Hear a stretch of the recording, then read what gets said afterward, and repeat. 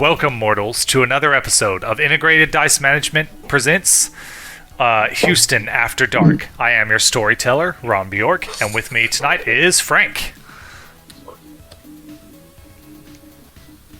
Frank is being dumb. I muted it. I'm sorry. I wasn't expecting to be first up. Hi, I'm Frank. I play the ever-present and shifting personality of Cole Stone, not to be confused with Cole Stone Creamery. I'm having a good night. I'm off the drugs from the surgery, so I'm doing good. Our listeners don't know about the surgery. You're welcome to tell them if you like. I thought I mentioned something last recording about You mentioned something about it. Well, Oh my god! what is happening? Whoa. What'd you break? There's this hot sauce bottle in my room, and I opened it and just squirted everywhere. It's all over my hand. Looks like I finger banged a girl on her period. That's gross. Maybe we'll try this a third time when Jaden gets here, but if not, we're keeping all this in. But It's great. Love it. Would you like to clean yourself up, Hayden? It's kind of clumpy, and no, I will not. Okay. Well, having introduced himself, we had Hayden. Sorry about that, guys. That's fine. Jaden may be joining us later. And Bill is not able to come tonight because of weird internet things. Okay, I'm going to continue with my intro then. The camera fades in on a dimly lit scene. A group of figures huddle in shadows discussing events of the past month. He's gone too far this time. I agree. It was one thing to order the New Bloods, but this accident, it does not feel right. Let's not forget the moon is still red, and the beast is worse than ever. Maybe it's time to look into alternatives? Who could even stand up to him? Well, I think we all know who. Shadows begin to creep around the edges of the room, and another figure steps through the door. The rest fall silent. And what do we have here? The figure asks. I hope you're not up to no good. Don't forget, the prince hates it when his children misbehave. I'd hate to have to punish you on his behalf. And the scene fades to black as shadows swirl around the room, and we see the Houston city skyline. Tonight is Sunday, February 1st, 2020. Weather tonight, cloudy with light rain, 39 degrees. We've got a waxing crescent moon, still red. Holidays today, World Read Aloud Day. Top news, church shooting after funeral in Florida leaves 2 dead, including a teen boy. Goodbye Europe. After years of Brexit turmoil, Britain finally leaves the EU. Democrat leaders signal they won't accept Trump acquittal as legitimate. The moon is still red. What does it mean? And Houston fugitive added to the Texas 10 most wanted list. 10K reward offered. Hashtag trending on Twitter. Hashtag Happy Black History Month. Hashtag Justice for Johnny Depp. And hashtag Blood Moon. Can I get you both, please, to make a rouse check? If you remember how. Can you walk me through that? So, down at the bottom of your character sheet, you just hit the rouse button. It's at the bottom on the left. Oh, This is to see if you get hungrier. Unfortunately, you are already pretty hungry because I rolled randomly for your current hunger after 2 weeks. But you don't grow don't get any more hungry. So, Frank, same thing, rouse check. To see if you get any hungrier when you wake up. If Frank still exists. Sorry. He's not in the game yet. Oh, that's right, because your computer knocked you out. Yep.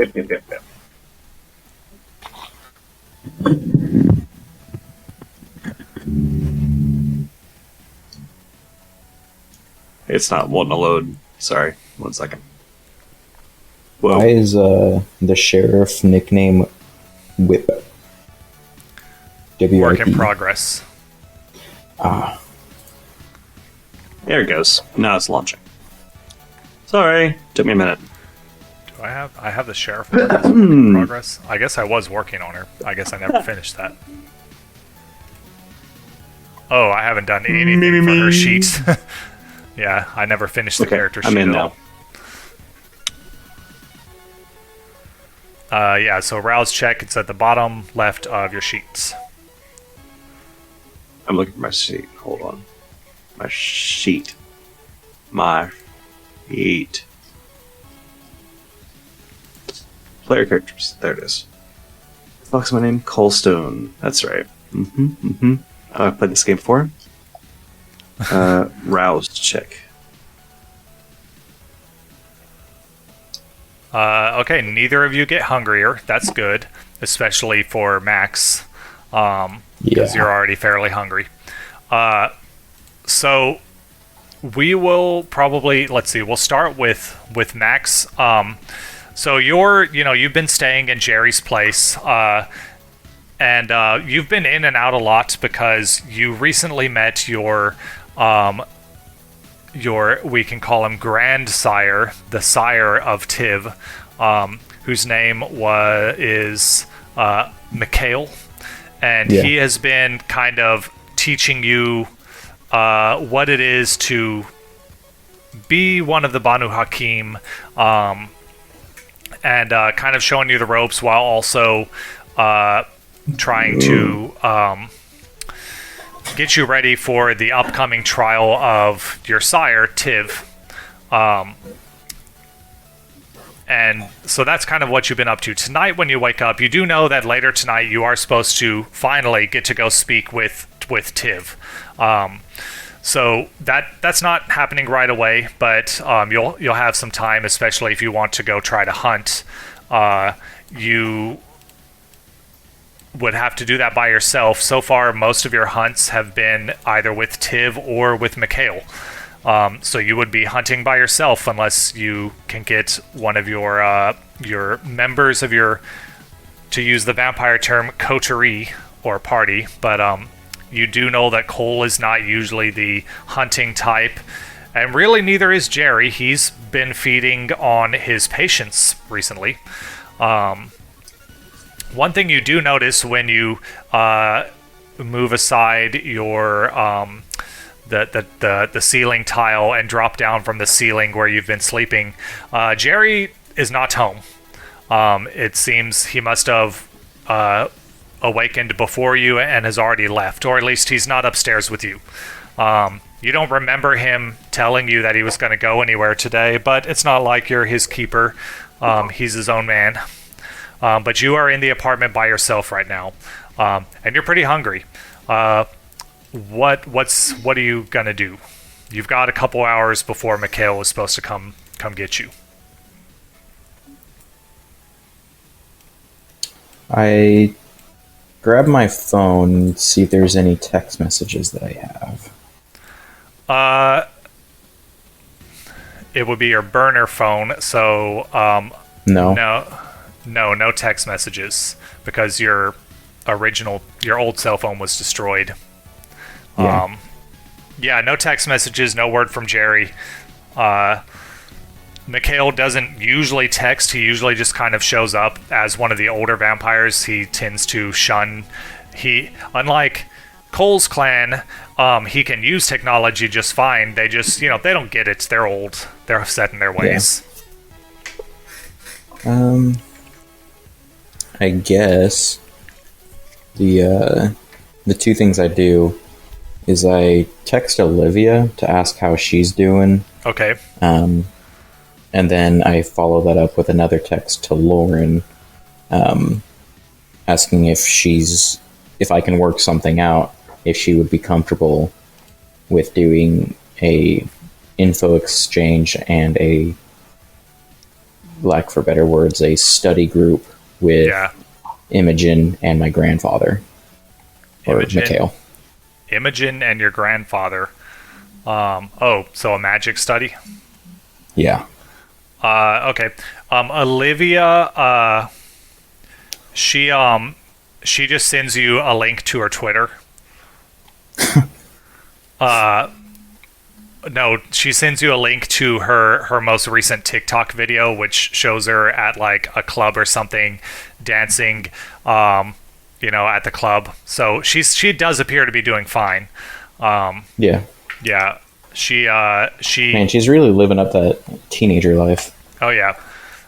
She does appear to be Stuck in it. How old is she? Or how old does she appear? Did I thought she appeared to be like 16 or something. Yeah, she appears to be possibly a teenager, maybe very early 20s. Yeah, so she does appear to be young. She's definitely living up the TikTok or the influencer lifestyle. Yeah, and you've probably, somewhat kept tabs. It's not hard to keep tabs on her. She's very public. Yeah, so she's definitely been doing fine. Lauren will take a little bit to respond. You see that. Well, I guess on the burner phone you wouldn't see that it's been read. So it probably will take a few minutes for her to respond. While we wait on that, Cole, your character is slumbering, I guess you could say.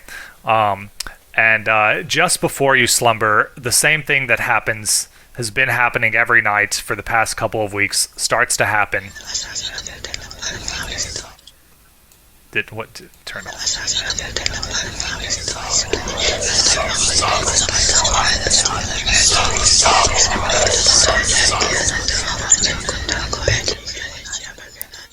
And then the sounds fade and you wake.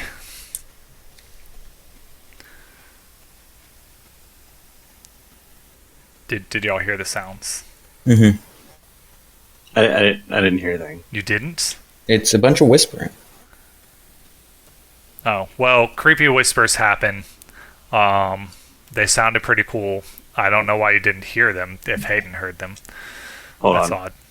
Oh, it's my bad. I had the volume turned down. Well, here, I'll let you hear them. Okay.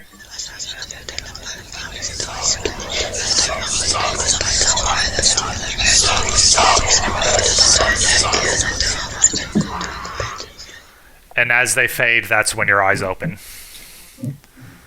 This night, you don't see any creepy shadows or anything like that. And this has been happening every night. Yeah, it's been happening on a pretty regular basis, yeah. Okay.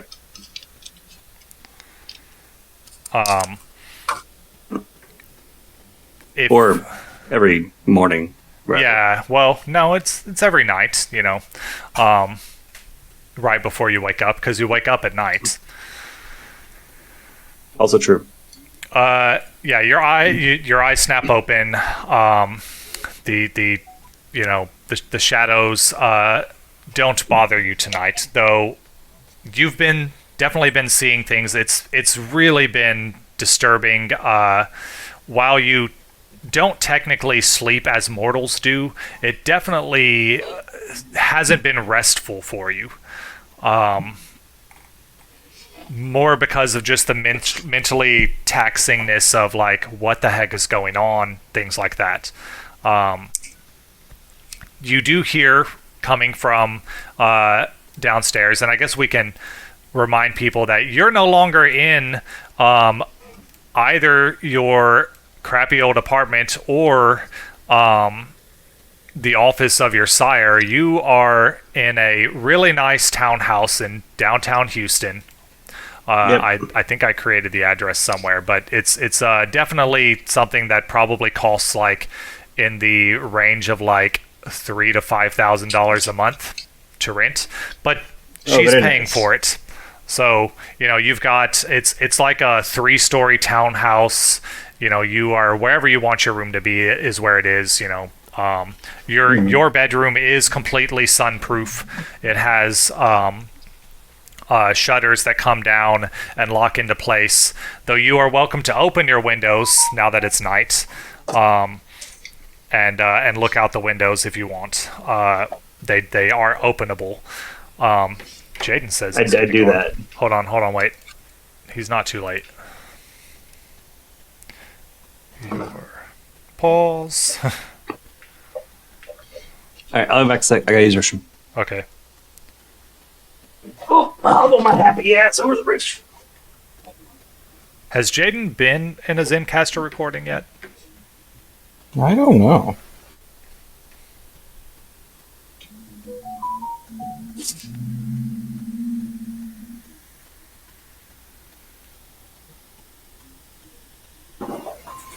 I can't remember if he was here last time.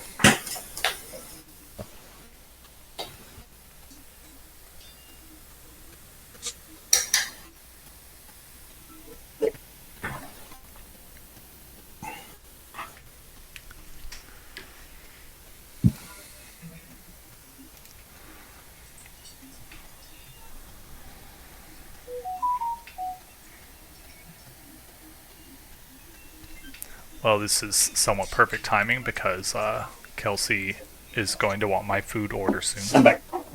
Welcome back. Jaden is not here yet.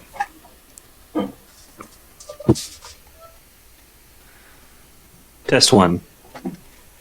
My waveform seems very small. Well, you sound plenty You loud. sound good. Yeah. Yeah. Weird. Oh well. Yeah, you open the window and look out onto the busy streets of downtown Houston. How does your character feel about living in this part of town? It's a place where he never thought he would see himself anytime in his past life. So it definitely feels weird. He feels like he's out of his depth. And with the creepy whispers, he feels very paranoid. So, like, he at one point has ripped his room apart just looking for speakers and projectors. Mm-hmm. And he doesn't allow anybody to clean up the mess. So your room is still a mess? yes. Like, the mattress is ripped and ripped up. Maybe not in half, but, like, it's ripped up and the stuffing was torn out and pillow, like, fibers and bits are laying everywhere. The random knickknacks that were on the shelves were all smashed. The only thing he doesn't break apart is his computer. Okay. And he doesn't like open the window. He like does the whole hold it in place while peeking through the blinds type thing. Okay, yeah. There is a person who you have run into from time to time. Your cleaning lady, is she allowed into your room? Like a couple steps into the room, that's it. Okay.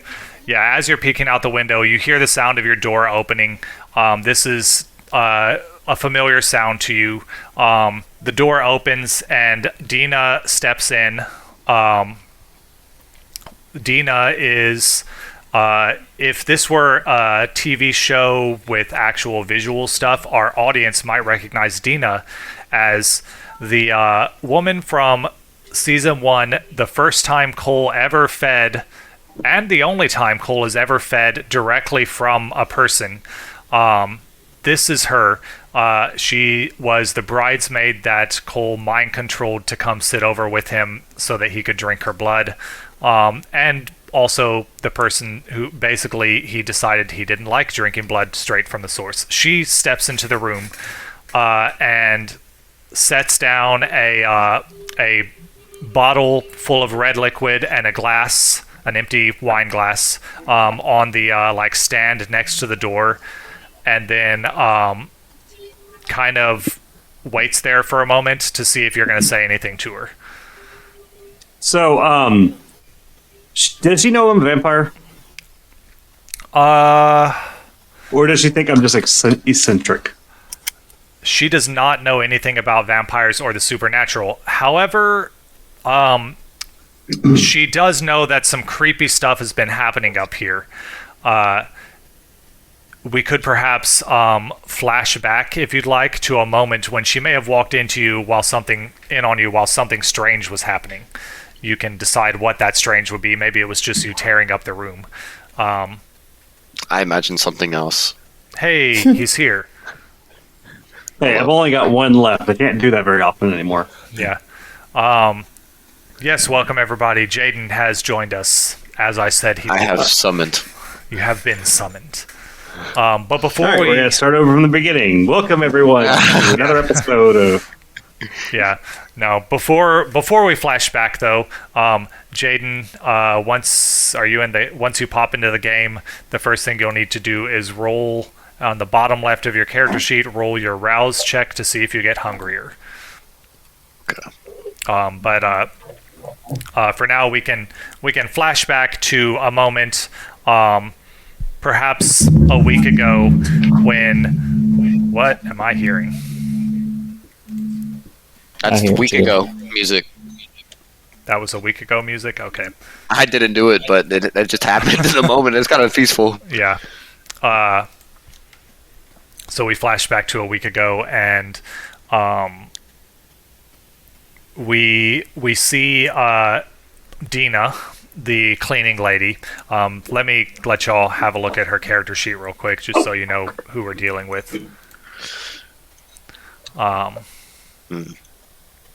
She was hired by Carmen. What was Carmen's last name?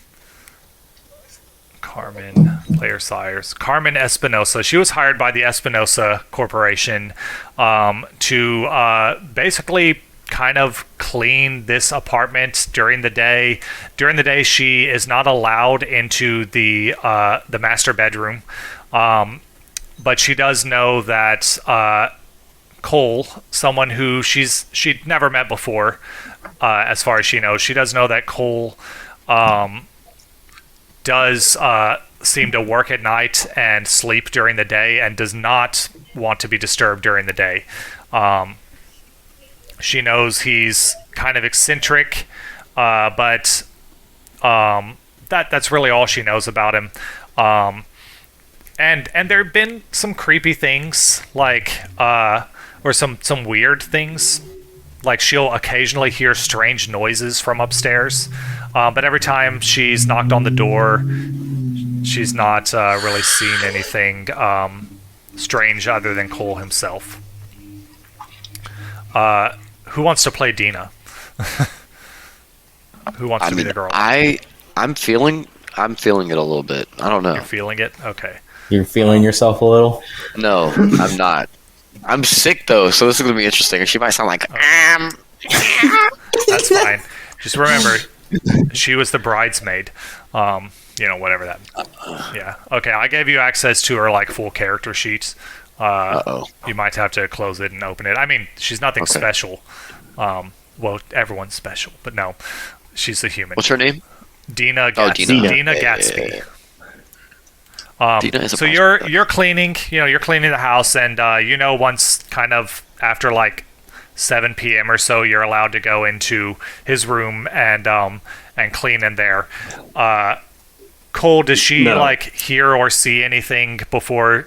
Well, I guess hear anything before she goes in. So just to be clear, you're not actually allowed to clean my room at all. And you do deliver the tray with the bottle of blood and the empty wine glass every night. That was on direct orders from Carmen. Oh. Yeah. So, okay, let's do a little flashbackiness. Okay. Was she here before I was here? Yes, she was here when you first moved in. So, she, I guess, technically kind of cleaned up the place before you got there.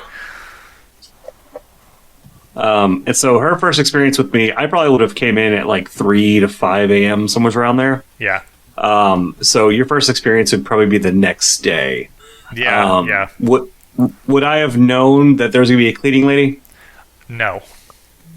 Okay. So do you want to do your first meeting?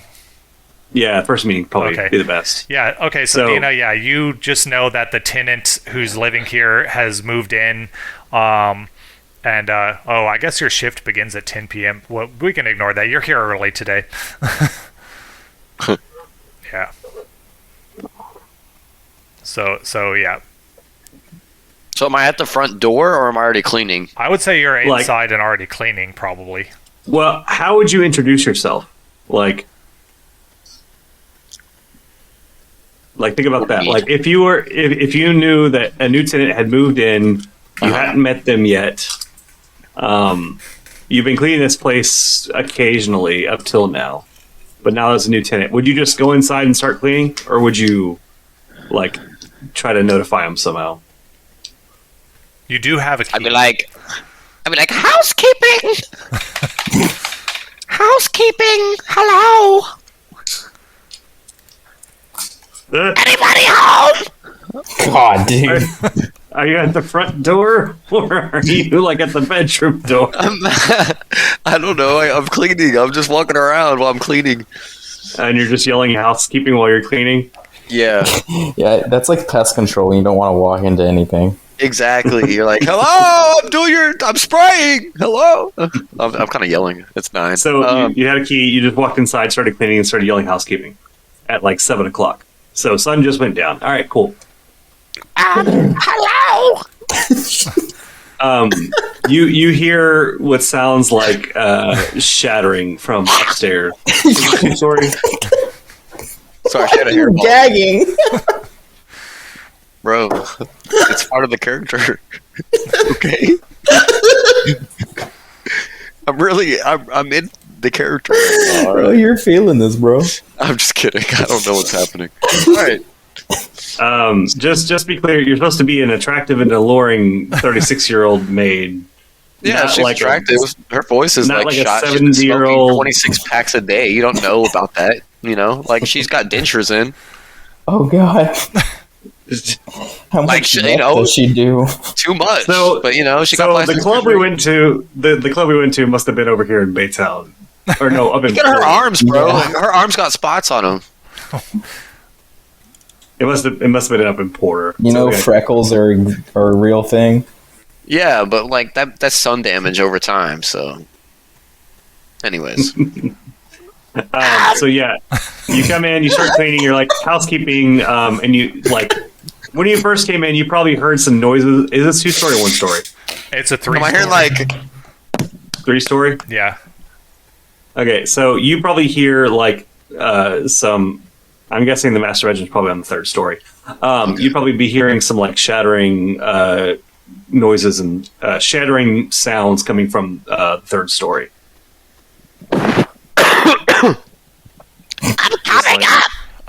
I don't know if you're capable of keeping up this voice. no, I'm fine. That's not me. Oh, okay. Anyways, I am sick, but that's not me. I'm fine. I'm coming up the stairs. God. And she like crab walks up the stairs. No, I'm just kidding. Anyways, but yeah, I guess she just follows the voice, and then can she roll an insight? You would need to well, I guess you could. She doesn't. Well, she does have insight. Yeah, you can roll insight plus wits, I guess. Cool. All right. She shouldn't have hunger. Dude, I'm not gonna lie, that she shift rolled sucks. 1 success. Okay. Oh wait, that was me.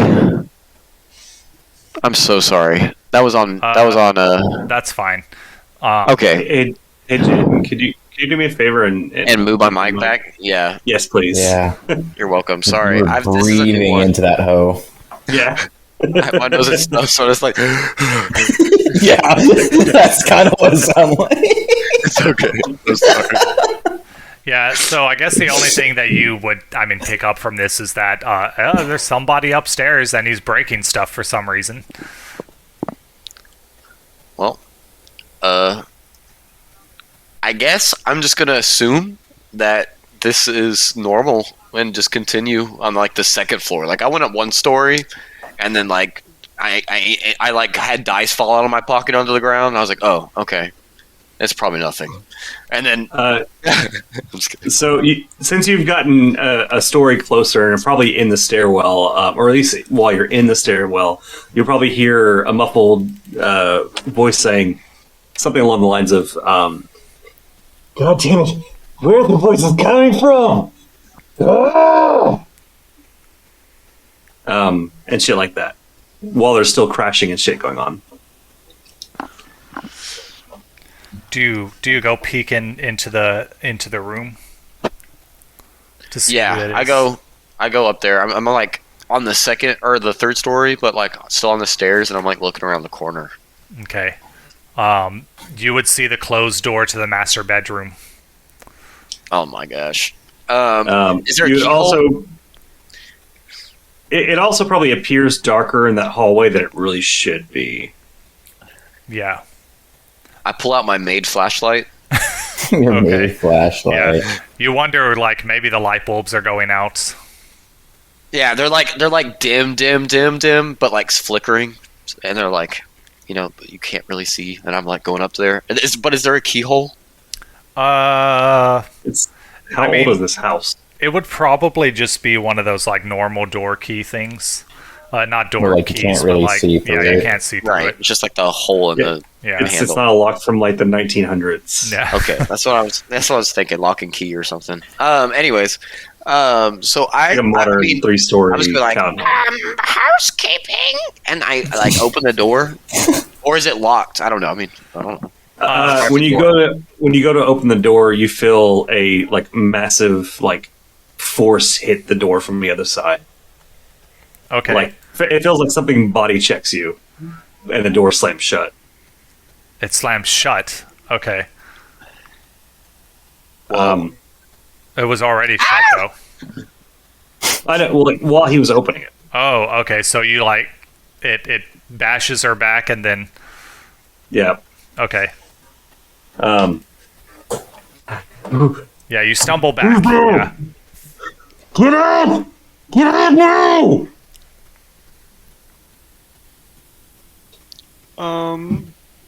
I'll come back later.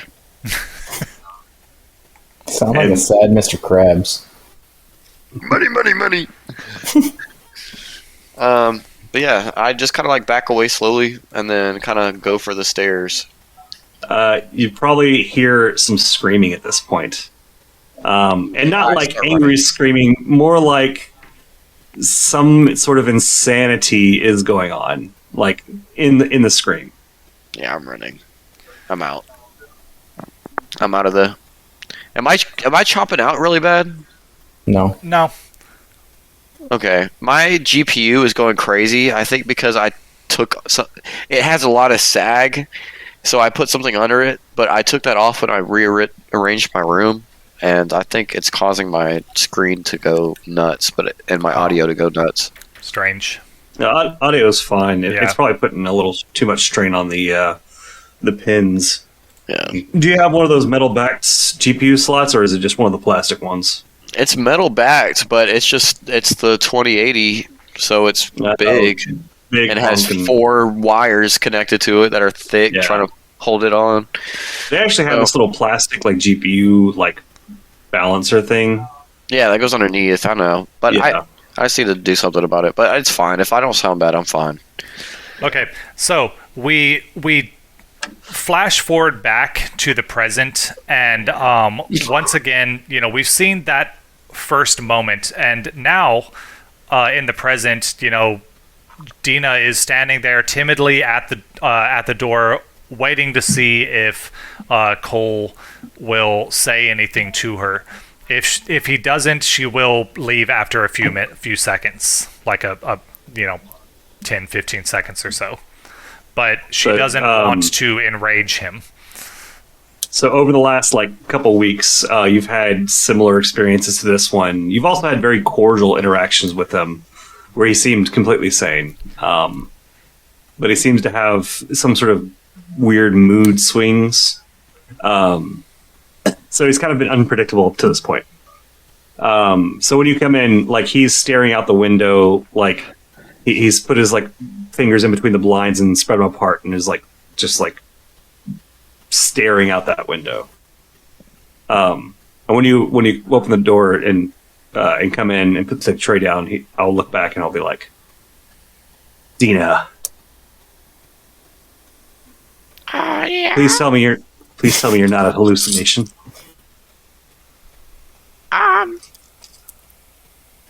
I mean, with that voice, I can only assume you are.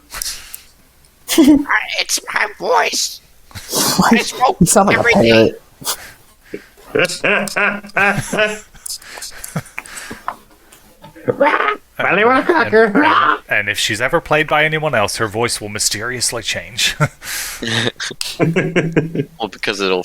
I don't know. I mean, I could Yeah. do a normal woman voice, but it's not fun. Oh, I thought that was like your legit inner like attempt to be a woman. No, I could be. I could be Gina instead of Dina. Yeah. He glances over his shoulder and looks at you, and he goes, "The voices, they just won't stop." They didn't. They weren't too bad tonight, though. They stopped before you woke up, which is Yeah, but I mean, which I've is been a dealing with it blessing. now Yeah, for- it's a blessing for a while. You know, tonight Like, must be one of the it's good a- nights. It's a relieved, slightly crazed laughter. Yeah. Why? Just tell me why. I don't really What's know, that? but I need you to calm down, like right now, okay? I'm either going to walk out this door, or you're gonna be completely normal. Damn. Talk to your employer like that. Hold on. I got a thing. I'm gonna do a thing. What is it? Is it my Oblivion power? No. What are you trying to do? Oh, the intimidate thing. Intimidate. Oh, it is. I think that is an Oblivion power. It's either Oblivion or Damage to Obfuscate. mortals. Tearing skin and breaking bones with bare fingers. The user's unarmed attack can now do aggravated damage to mortals. Okay. So I'm going to do Shadow Cloak, I think it is. Mhm. Ambient Shadows. User masks. Appearance seem more sinister and threatening. So when you say that, I use the Shadow Cloak ability, and the shadows seem to like ooze towards me and kind of like swirl around my body, climbing up. And then I'm going to also use the lethal body. Should I roll for these? Shadow Cloak is free. Lethal Body It's also free. is free. Yes. And I've got like a metal vase sitting on a stand next to the window. I grab it and I just kind of crumple it in my fist. And I go, Dina, are you talking back to me right now? I'm having a good night. You don't want me to have a bad one. And Dina, She's you've seen his bad side before. You don't want this. Yeah, I don't want this. And yet, for some reason, you keep coming back to work here, as if you have no choice. It's my job. Yeah. I toss this crumpled metal vase to her. Not intending harm, just I toss it to her, like at her feet, Okay. and I say, "Take that and go. I can't deal with you tonight." And your phone picks it vibrates as she grabs it. Give me 1 second. Kelsey wants me to preheat the oven. I'll be right back. Go for it. Intelligence plus wits? No. Invest in technology plus something. Intelligence? Tech plus intelligence, yeah. To check my phone. Oh, he's going to do a thing. Never mind.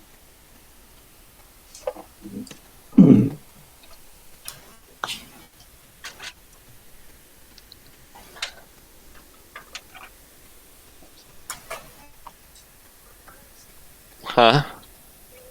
What's up? Hold on. Doing surgery on a grape. Alright. What? Why? Oh yeah, those are cute. Yeah. It's a little 90s, So- but hey. So your wedding's this weekend? Or this week? Yeah, it's this weekend. Yeah, Hell yeah. I said it just looks a little 90s, but it looks good. Yeah, it's cute. What were you saying? I said that's what's up. Are you excited? Oh yeah. We're going on a cruise right after. That's even better. It's even better. Well, slightly better. I'm just kidding. I need to go blow my nose. But I need to finish pushing this up. All right. I fixed my sag. He ain't sagging no more. All right, right back.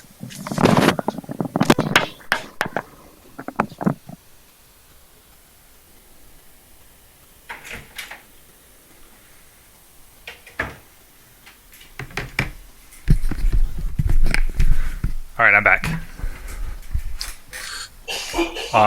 Is everybody here? Piper, get. You don't need to be in here.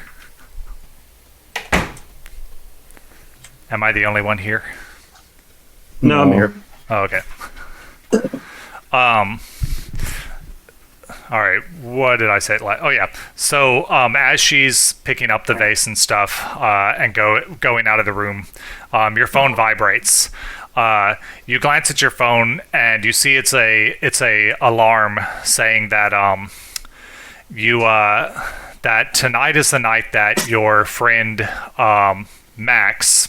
Maybe friend is a strong word, I don't know, your acquaintance, but this is the night Max is supposed to go to talk to his sire who has been imprisoned. It seemed like it was kind of an important moment. He didn't necessarily, I mean, that's up to you, Max, if you had asked anyone to come with you, but you know, the group knows that that's what you were going to go do tonight. Yeah, I don't think I would have asked anyone to come with me. Okay. All right. Cole, you can decide if you want to give him a call or not, but we should now go over to... Did you ever do the rouse check, Jaden? Oh, no. Yeah. See if you get any hungrier.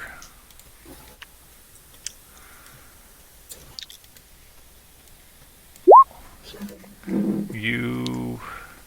Hunger successes. You do not get hungrier. And let me turn this back on to fancy mode. I don't think I've ever gotten hungrier from this.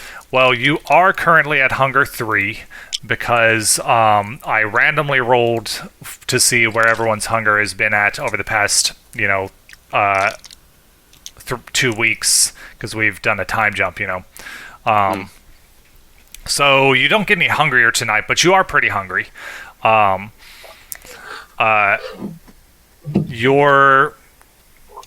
Your sire hasn't been around much, so when you have been hungry, I mean, actually, you feed on your family members. That being said, probably the reason that you're so hungry is that your family has been in LA with Seth Rogen, but they are due to come in. They should be flying in tonight. You're supposed to meet them at the airport. You look at your watch, and you're supposed to meet them there in about an hour. Your wife and children should be returning, and you're supposed to pick them up. And this is about to be the big hoorah of but whether or not they're going to stay.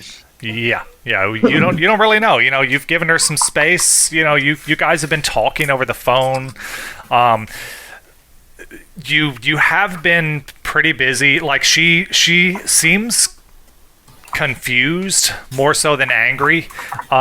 She remembers being angry at you about something and remembers like you've been like sleeping all day and working a lot at night, and that's kind of confusing. You do know that she's supposed to have been mind controlled to where this wasn't a problem, but maybe it's wearing off. You're not sure. The guy who turned her, or who did the mind controlling for you, who did so in exchange for 10% of the company, actually in exchange for being allowed to buy 10% of the company, and then he ended up buying like 30% of it or something. You haven't been able to like get him like have a one-on-one with him. You have run into him occasionally. He does randomly show up at your place of business, the Isaac Genetics, and kind of like either drops off. He's actually been very beneficial to the company, but he's also been very much ignoring you. He has gotten a lot of stuff through, like, a lot of, pharmaceutical stuff has to be approved by the FDA and by, various government organizations, and he's kind of getting all of your projects approved. Things that would normally take months or years to get approved, he's getting it through. In the past 2 weeks, like, several of your projects have been greenlit to go to the market. You are on track to make a lot of money because of him. That being said, he's also kind of been picking and choosing those projects. He's not just doing every single one of your projects. He's the one who's deciding which, like, he shows up with the paperwork and says this project has been approved, and then you start moving forward with it. So he's got some kind of agenda, because give me a let's see, what would this be? It wouldn't be insight for, well, no, give me an insight plus intelligence roll. Oh, and your character would be fully healed at this point. Let's see. All right. What about my Is my character healed? Because I remember everyone should be fully healed. Yeah. 4 successes total. No frenzying.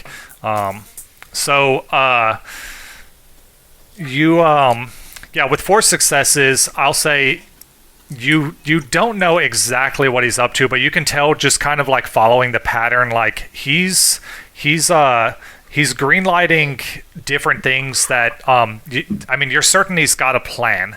Like, this doesn't seem random.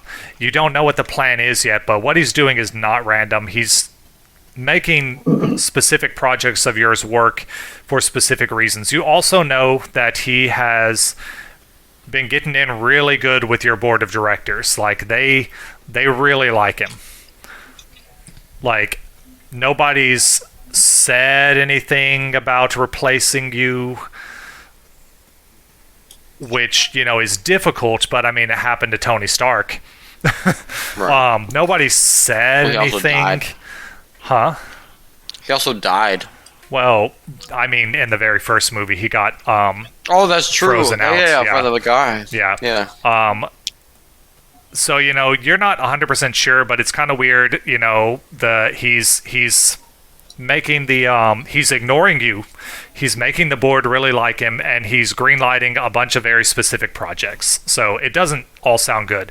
But then you've also got this stuff going on with your wife, and the drama that has happened with your wife. And with those 4 insights, you think that maybe the drama was intentional. I'll also say with the 4 successes, what little interaction you have had from him. Oh, hey, Kelsey's home. I'll be right back. We'll leave that at a cliffhanger.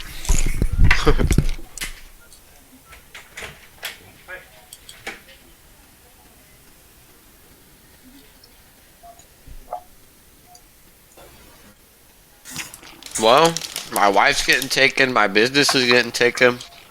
That's pretty life. Yeah.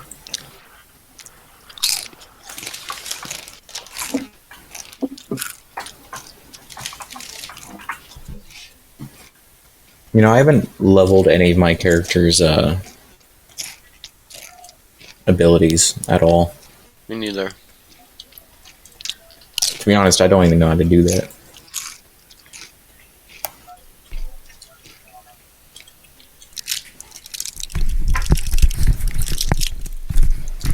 All right, I'm back again. Hello. What was I saying? You were just talking about how my entire life has basically been taken from me. Yes. So with the 4 successes on the insight, you think that this is possibly intentional, and possibly you did something at some point to make this guy pissed off at you. With 4 insights, I will say you don't know exactly what. But yeah, this seems like he's doing it on purpose, maybe. So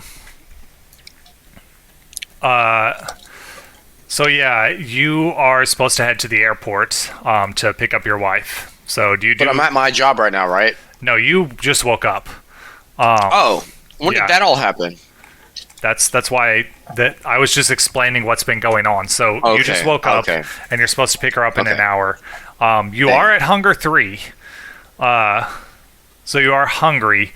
But again, like I said, Time you is it? normally would be feeding on your family. Not, but you can try to find food other ways. You just your preferred way of feeding would just be to drink from one of them. Right. Because it's easy. Yeah. Well, I guess I'm gonna go. Well, what time is it? It's we'll say 7 p.m. Yeah. Okay. And it's still early in the year, so that it's like dark. Yeah, it's dark. Yeah, we're Okay. in February, so it's definitely dark. Well, I'm gonna go eat. I'm gonna go take my. Well, I'm gonna get dressed and like leave. You also you probably don't need an alarm to remind you of this. You do know that your associate Max also has an important event happening tonight.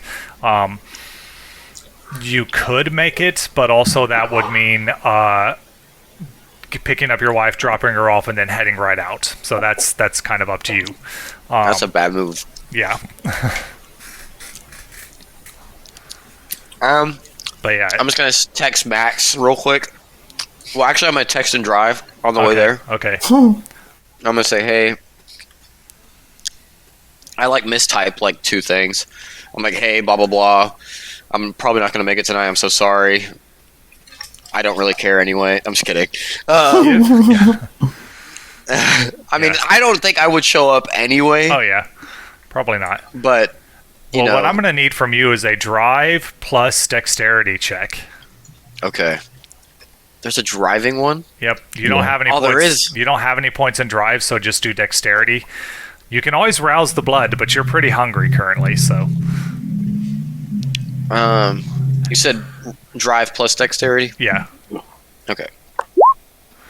Okay. Ooh. So that is 0 successes. Now, this doesn't mean you crash or anything. Okay. What this does mean is you drove poorly enough that you see the flash of lights and hear the sirens behind you. Perfect. Actually, I guess I should let you know, there is a thing you can do. You can spend a point of willpower. You have 6 willpower. This is something I kept forgetting but when we played before. You can always spend a point of willpower to re-roll.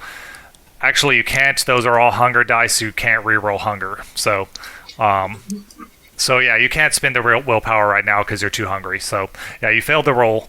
It was not a crit fail. It would have to be. Wait. I think it would tell me if it was a messy critical. No, it's just a miss. Yeah. So yeah, there are. Yeah, you're being pulled over. Do you pull over? Do you run? What you doing here? Oh, I'm pulling over. Okay, you pull over, and the cop takes like, I don't know. It seems forever. It's probably only like 5 minutes, but it feels like forever before he finally gets out of his car and Dude, walks I hate it over when to they do you. that. And do you roll down the window? Yeah, I rolled down the window. And he says, what'd you rouse for? Presents. Oh, okay. You don't have to rouse. I And don't think all. you have to rouse for all. Yeah, all is free. Oh, okay. Yeah. So the cop comes up to you. So what all does is it gives you bonuses, to interacting with people. He's already, paying attention to you, so it doesn't draw his attention, any more than it already was. But essentially, with mortals, it add the presence rating to any skill roll involving persuasion, performance, as well as to other charisma-related rolls. So you have presence, 1 point in presence. So yeah, you'll get a +1 to any rolls, persuasive rolls with this cop. Okay. And the cop, comes up to you and he's like, where are you heading tonight, sir? Oh, just to pick up my wife and kids from the airport. It's like, can I see your license and registrations, please? Yeah, and I pull it out super fast. No, I'm just kidding. Not to waste his time. Yeah, I don't want to waste his time. Exactly. No, maybe. I mean, maybe. Yeah, I could do that because you then don't he's not have going to to do draw his that. weapon. But I'm gonna do that. I'm just gonna suddenly have it in front of me. and he blinks a little surprised. You know, he wasn't expecting that, but he looks it over and he says, so the reason I pulled you over was you were texting on your phone while driving, and as you know, that is against the law here in the fine state of Texas. Well, is it illegal to use voice activation? Well, you were clearly using you weren't using the voice activation. Well, I was trying to click it. I was really fumbling around. I was trying to pay attention to the road mostly, but there's always that little button down there that just lets you click it. My Siri button doesn't work really well. I'm sorry. So I was really trying to press that, and so I could speak about it, but it was falling all over my hands. So what I would say, this is going to be persuasion plus manipulation with your +1 bonus.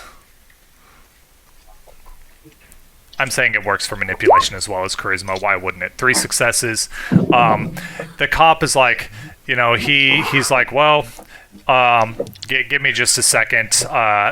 And he goes, and it takes definitely more than just a second because he's a cop, but not as long as usual. He's quick about it. Comes back and says, well, everything checks out. Just try to stay off your phone while driving. You were swerving around a little bit. We don't want you to get into any accidents. You could hurt yourself or somebody else, but you have a good night, sir. And he lets you go on your way. It's because I'm white. Of course, sir. You have a good day. I love or that. night. I love that pale, deathly pale skin of yours. Exactly. Just keep it up. You I'm don't like need to see the sun. translucent. And yeah, he lets you go. I forget. Were you going to go find someone to eat, or were you going to go pick up your wife? I was gonna find someone to eat, but Okay. as he's walking away, this is what I was hoping for. Okay. I'm gonna open up my door and do my little soaring leap over behind him Okay. and just take a nice little chomp out of his neck. All right. Give me In the middle of public, bro? It's nighttime and I'm on the side of the road. Yeah, we'll maybe say you got lucky and you weren't in Houston. Okay, give me to grab him like that. That's going to be a brawl plus strength, and you don't have brawl. Hey. Well, is there... Okay, because it's just part... Okay, I see. Because it's just part of my discipline, so I just enable that. Yeah. But then I roll for the... Okay. I mean, you've got mind control powers, right? Yeah, but if he turns around, then I can be Okay. like... Wheel, wheel, wheel. I mean, sure. You bounce over to him just fine. What I'm saying is you need to roll to grab him. Okay. You said strength plus dexterity, or brawl plus dexterity? Yes. And let me grab the a cop character Oh sheet no, real this quick. is so stressful. I really hope We're this not works. going to go with the book cop is extremely powerful. We're just going to go with I know there's a One success. One success. I've got a chart here. I just got to find. He is okay. So one success isn't enough to catch him off guard. He hears the door open and turns, and sees you. It wasn't very far, so it doesn't look like a soaring leap. Nothing unnatural looks at. There's nothing unnatural looking about it. But the guy definitely jumps back and manages to avoid you and pulls his gun, and he's like, "What are you doing? Get back in the." Put your hands in the air. I was like, "Oh, I'm sorry, sir. I was just trying to give you a handshake. I didn't mean to stalk you. I just wanted to say I appreciate you for keeping these streets clean." Okay, well, that's going to be another persuasion plus manipulation with a +1 bonus. Hey, come on. 2 successes. I made him be a weak mortal, and which means he's a difficulty 2 mortal. So he says he but maybe it's because of your vampiric power. But he kind of is confused for a moment, blinks, and then he's like, "Well, you sure have a weird way of showing it, but I mean, people don't appreciate us cops often enough. When have we ever done anything wrong? Hey, I say put it there. It's only the beginning of 2020." Let everything. He reaches be out to shake happy your and merry. hand. And then I shake it. Okay. How hard would it be for me to like just lift up his hand and just kind of like, you know? So difficult because Okay. while you I'm are not a gonna do that. vampire, you don't have the you weren't like a especially physical person to begin with, so you've Yeah. only got a little bit of enhancement right now, and you've spent experience points on your dominate powers, not your strength powers. So It's all good. you shake Well, then his I just hand. shake his hand and walk away. Okay. Yeah, he lets you go. You get back in your car and you drive off. And yeah, where are you going to find food? Probably McDonald's parking lot. Okay, you pull into a McDonald's parking lot. There's it's probably now about 7:30. There's plenty of people wander. There's a couple cars in the drive-through and a couple cars in the parking lot, not counting the like 2 employees' cars. There's only 2 people working inside, and you're lucky that there's 2 people working inside. Oh, well, I'll just go inside. Okay, you go in. Welcome McDonald's. Can I take your order? Yeah, can I get a?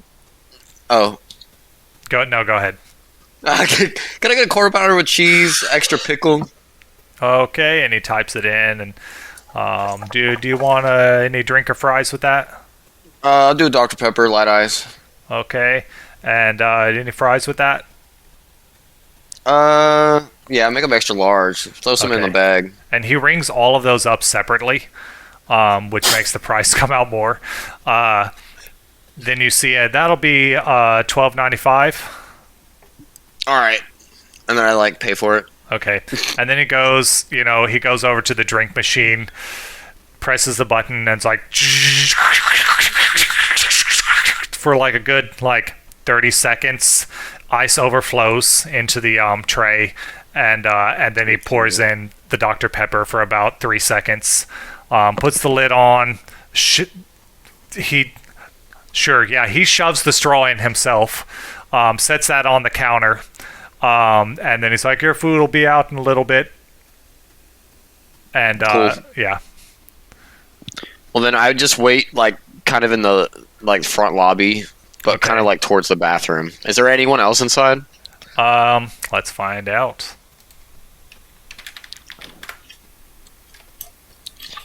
A 6 or higher, yes. A 1 to 5 is no. Somebody walks Nice. in and takes their order, and he kind of does the same deal with them, and then they go and kind of sit at a table, waiting on their food. Okay. Well, I guess I'll just wait until my food's ready, because that's going to be really difficult, because I was kind of thinking either there's going to be a couple of people there, so there's going to be a slightly likelihood that someone was going to the restroom. The But- person who's sitting there gets up and goes to the restroom. All right, I'm just going to go top on this guy, I guess, then. Okay. Yeah, the door to the bathroom is locked. Or I guess no, it's a McDonald's. So you open the door, he's over at the urinal. He's Damn, I'm kind just of, going to get him with his pants down. yeah, he's kind of swaying a little bit. Oh, he's drunk. Might be. So what I was actually going to do if this didn't happen, I just want to put it out here because it's kind of funny. I was going to take my food and just go bring it to a homeless man and be like, "Hey, bro, I got you some food." And then Yeah. be like, Yeah. anyways. But yeah, I mean, can I just walk up behind him and just chomp on him while he's peeing? Yeah. And you All right. do that.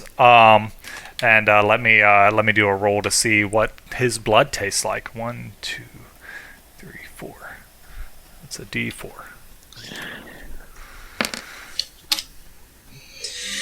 That makes sense. He is in a sanguine mood, which means he's already pretty, relaxed and happy and stuff. And you drink his blood. It tastes, it definitely tastes of alcohol as well. You maybe even get a slight buzz off of him. He's that drunk. No mechanical effects. Oh, actually, let's find out if it's a mechanical effect, because I did this roll wrong. It's supposed to be a D10. Or no, we'll keep the roll I had, but there's another D10 I'm supposed to do. So I do this. 8. Fleeting. Okay. Yeah, I guess that there's not a super strong, flavor to it, I guess. But you do taste the alcohol flavor. What this does is, because it's sanguine, you will get a bonus to any future presence rolls you do until your next feeding. So it is. Perfect. And also blood sorcery, but you don't have that. Presence. Okay. Hey, pizza should be ready. And you feed on him, and now I'm going to disappear again for a few minutes. And we'll probably change scenes also, because I don't know how far we're going to get tonight. I don't know how late y'all are going to want to stay up since we stayed up late, but I'll be right back. How are y'all feeling? I'm good. I'm kind of tired. You're always tired, bro. I know. Always sleepy. I got a bad customer tomorrow. I mean, he's not a bad customer, like as in person, but his house is like the worst. What happened? He just has white stucco on the water, and he always wants the inside no matter what.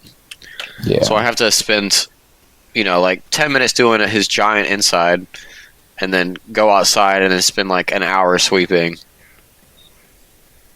with my shoulder already acting up right before my wedding. But it's all good.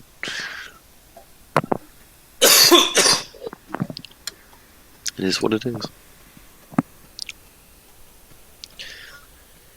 But if this changes scenes and it's not pertaining to me, I'll probably go to bed. It might be changing to me. We don't know.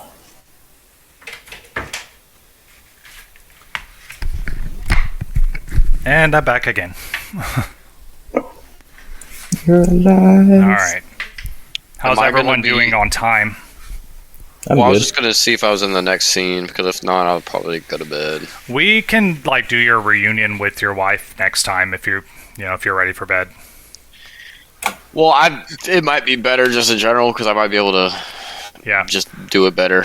Plus, I don't know which Frank or Hayden. Do you two think you can be what the hell is that guy's name? Seth Rogen, or should Bill be Seth Rogen? Bill should be Seth Rogen. You can't be Seth Rogen, Jaden, because you're Seth Rogen's I can do friend. both. Dang. Yeah. Ventriloquism. But yeah, we can do yours when next time. But how much blood do you take from this guy? You're at hunger 2. You can take 2 hunger, and it will make him winded and all of that, but not hospitalized. If you take your final point of hunger, it will kill him. Oh no, I'll just take 2 then. 2 Okay. liters, 2 pints. I mean. Yeah. Yeah.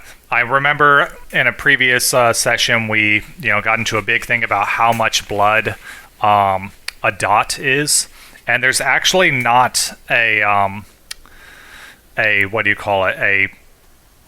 set amount, because each vampire requires more or less blood to get rid of a dot, basically. Especially older vampires, an older vampire may take 2 or 3 dots worth of blood from a human to even reduce them by 1. So basically it may an older vampire might have to almost kill a human just to reduce their hunger by 1, because of how powerful they are. So it's not really measured in a set amount.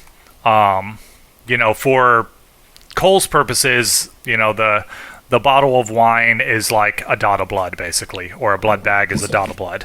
But if Cole were ever to increase what's called his blood potency, it would actually make him, if he increased it too high, he would actually no longer be able to survive off of bagged blood.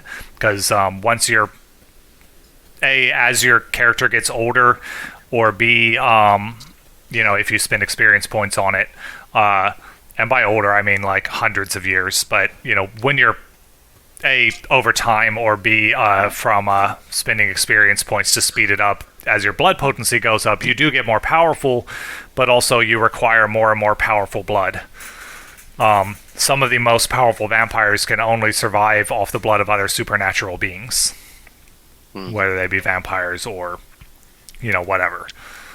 So anyway, yeah, we can do your wife interaction next time. If anything, we could even say her flight was delayed and she comes in the next day, or we can just pick up right where we left off, because we've got a lot happening in this one evening. So I'm sorry I was so late. I just wanted to get my desk finished up because we wanted good. to flip it around and everything. Yeah. But next week I'm going to be on a cruise, so I won't be able to play. Okay. But after that, I mean, it's nothing for the rest of my life. So for the rest, nothing for the rest of your life. So, is your wedding next week? Yeah, it's this weekend. Oh, okay, nice. Is anybody going to his wedding? No, he didn't invite anyone. It's very small. It costs you so much money. It did. It was like family and like a couple friends, each. Yeah, I was gonna say I only spent $3,000 on my wedding. That's crazy. And apparently this is the average now. So I mean, I guess anyone else getting married now that's the case. But I might come for some in a minute. Or you don't want it? Okay. Thank you. Yeah, it's crazy how much that stuff costs nowadays. Like I was thinking, like we could even fly some like people out for that much. It's like have a destination wedding, but it doesn't even seem like that. So I don't know, but it's all good. You could have flown me out, and then I would have married y'all for free. That's true. Man, I'm just kidding. That was. I would imagine that is probably the cheapest part of your wedding. The whoever is doing your thing. He's $100, then we're giving him a $100 tip. Okay. Is he a justice of the peace or something, or an actual like preacher, or? No, yeah, he was just some guy from our church. Oh, okay. So really, he's pocketing $200 from you. Yeah, but he's done a lot of weddings, so it's not like his first rodeo or anything. So that's what we were kind of. I'm not like worried about, but I don't know. We just wanted to go as smooth as possible. Oh yeah. Like my dad's not even I won't invited, lie. So your dad. Well, I'm guessing there's something to that, but right. I'm not gonna lie. We used the Justice of the Peace, and we gave him a script that he did not read. And Wow. It was annoying. We dealt with it, but then when he tried to start saying the like standard vowels, we were like, we wrote our own stuff. He was like, oh, okay. It's like, did you read anything we gave you? I know, right? Damn. All right. Well, everyone that we've talked to is like super, like about it. It's crazy. Yeah. But yeah. Anyways. Well, congratulations. Anyone who listens to this, it'll probably be like literally a year from now. But feel free to text Jaden congratulations if he were to give out his phone number, which he won't. But I'm sure he's got. No, just kidding. I'm sure he's got some sort of way to contact, or send it to our email at idmroleplay or idmroleplay@gmail.com. Hey. and follow us on Patreon because we'll probably have one at this point. I sure hope so. But yeah, so happy trails, everyone. I will be a married man by the next time y'all talk to me. Yep. So Congratulations. bro. Hopefully. hopefully nothing happens. Hopefully she doesn't run away. That would be really awkward on a cruise ship. What? Yeah, Night. Love you. having to go to a cruise right after that. Oh, okay. You're not getting married on the cruise. You're going to. No. Okay. Yeah, it's the next day, but I mean, we would definitely still go. I mean, it was not cheap either way. So, Yeah. anyways, but yeah, Alright. you have a good night. All right. We switch over back to Max.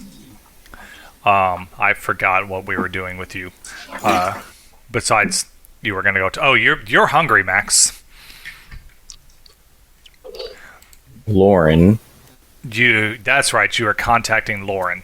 and my grandfather. I texted him too. Okay. Yeah. So after a little bit, Lauren does respond back to you, and she says something along the lines of, "Sounds interesting. I'll be there."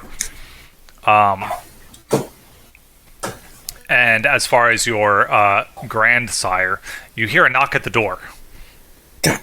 Damn it. I look. Does he have a peephole or anything like that? I think Bill does have some way to see out. I think he may have mentioned that. I mean, that would be pretty reasonable, right? Mm-hmm. Yeah, I guess I look out to the people, and it is him. You look out the people, and you see the hallway leading, down to the staircase, because you are on the second floor of Bill's building. And yes, you do see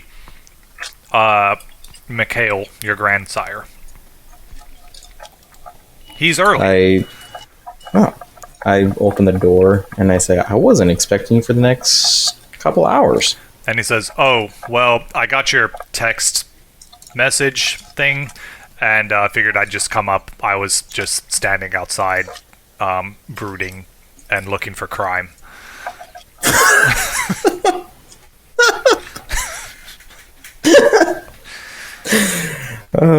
And I go, well, Mr. He doesn't know who Batman is, but he's definitely a Batman type.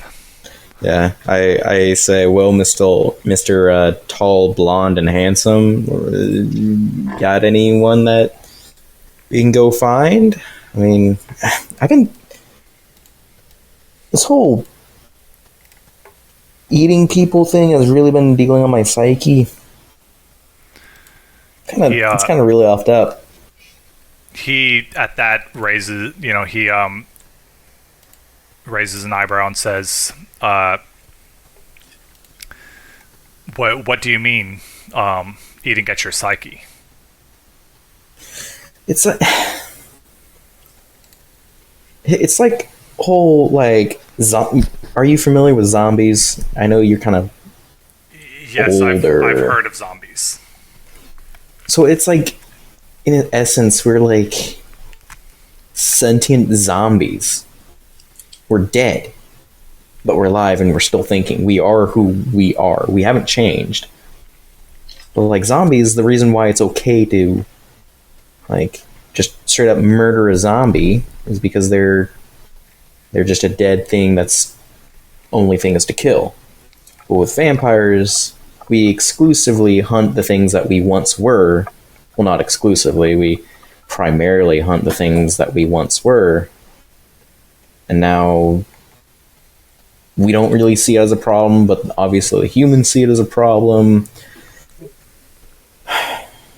Well, the Kine obviously do not like the idea of being hunted, and there's nothing we can do about that per se.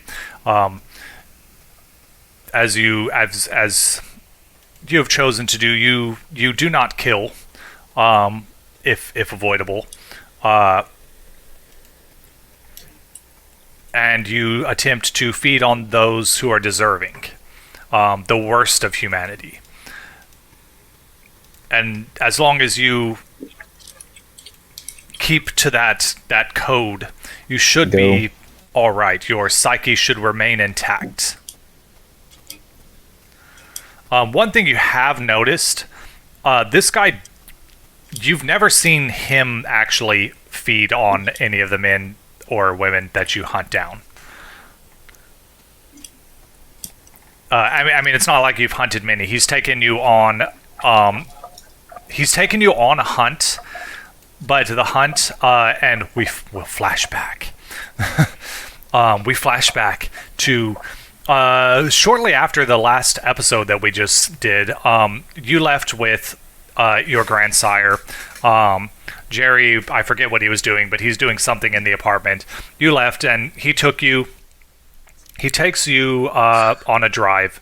You go down to the Houston ship channel, and he takes you walking on the docks there, and he's kind of talking about the where when he found Tiv, she was a. Let me bring up Tiv's background just so I don't get anything wrong here. I remember most of her background, but there's one part I can't quite remember.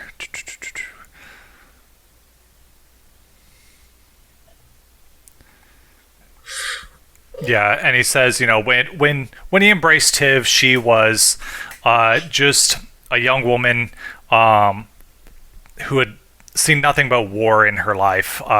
The king of or leader of her land was a ruthless man, and Tiv herself took well to the clan. She sought vengeance, and ever since then, as far as he can tell, that has been what she's kind of been doing her whole life. Her whole unlife is seeking revenge.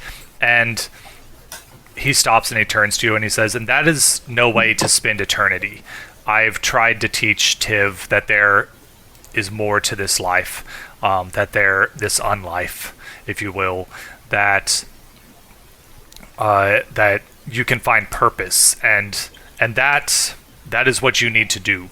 You are cursed to live forever. You feed on the people you once were.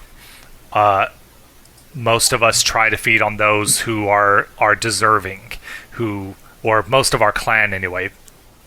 What deserving means is different for each of us. We each live by a code, and you need to figure out that code. Figure out what it is to make this right for you.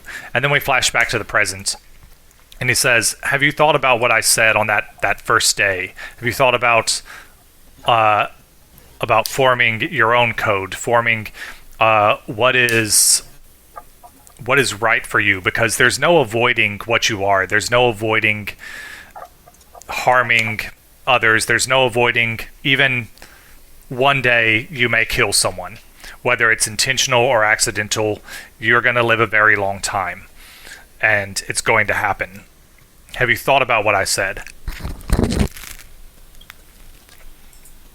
I have thought about it. It's just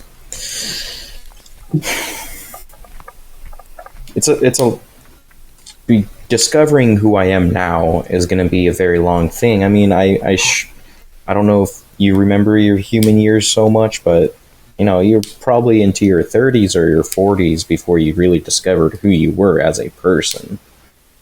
Of course, yes. And so this is just going to take time because I don't know what it is to be a vampire. I don't know, what it takes or what society is and our role in this new society that I've discovered that now exists. What it is to be a vampire is very much different than what it is to be a member of the Banu Hakim. We are different than the other vampires. The other vampires hunt indiscriminately. and they don't live by a code. That is what will keep your psyche intact. When you figure out who is the most deserving of your wrath, who is the most deserving of giving you the blood. As you know, obviously, you do not have to follow my path. I am a hunter. I hunt down those who are most deserving, and more often than not, they do not leave with their lives. That is not required of you. That is not necessarily even expected of you. But one thing that I do is I make sure that those who I hunt are the most deserving. You'll remember the first hunt you went on with me. It did not begin as a hunt. And once again, we flash back. You're on the docks again, still there the same night, and he's sitting kind of cross-legged in front of you, and it asked you to sit. It's a very master and sensei type of moment. Yeah. He's even got a sword that you didn't notice before. He drew the sword seemingly from nowhere and laid it across his lap. You're not sure if it's to be dramatic, or maybe it was just uncomfortable, because the sword definitely looks like it would be like if it was on his back. You didn't see it there, but the sword is long enough that it wouldn't be comfortable to sit down with. It is a broadsword. Let me see what exactly. I mean, it's a long, European style sword.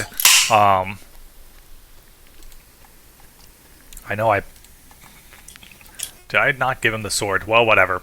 It's a what is it called? Why can't I think of it? A claymore. Ridiculously large sword.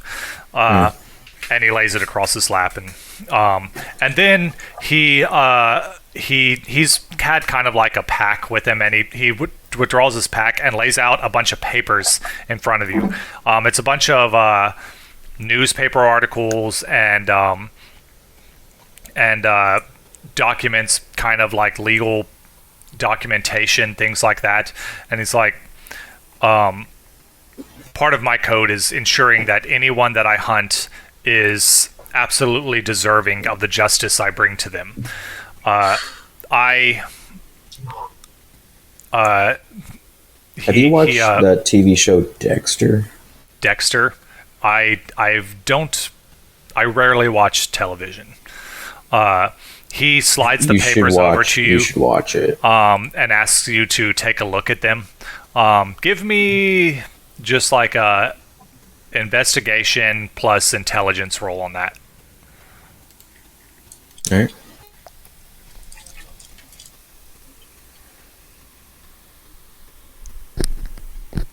Three successes. All right. Let me take a bite of my pizza real quick. That sounded like a good bite. That was a slight crunch to it. It's a little burnt. We're still figuring out the new oven. It tends to burn things, but it's pretty good.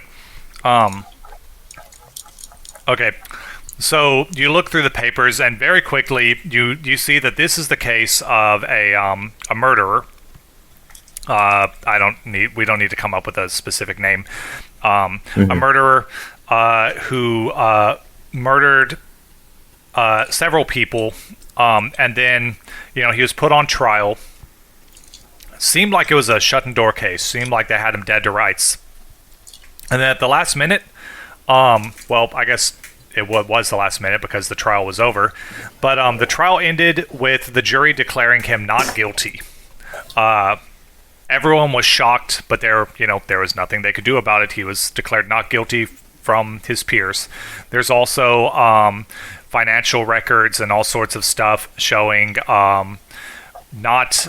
showing large deposits into several of the jurors' accounts, things like that. That's what I was wondering.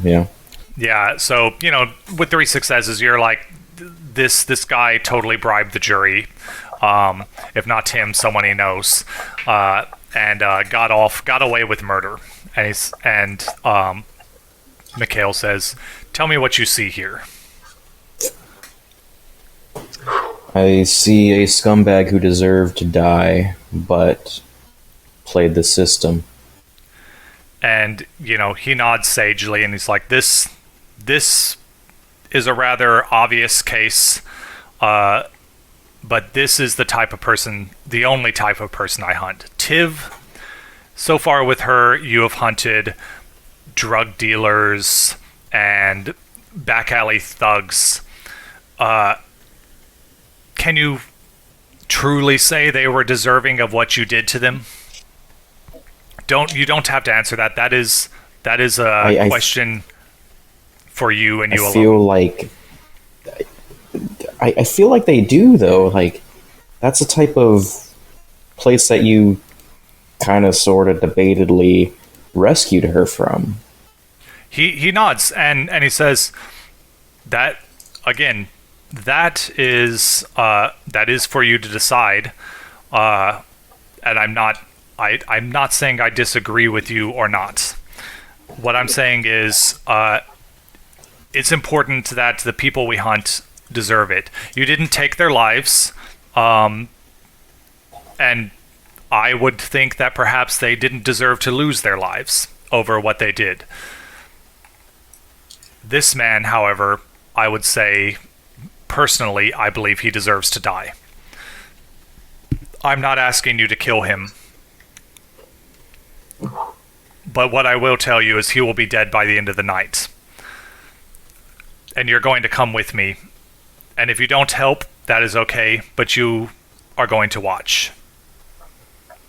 What you do specifically is entirely your choice. And he stands at that point and puts his sword back on his back. The sword disappears as he does so. And then he says, "Come with me." And he leads you on a hunt.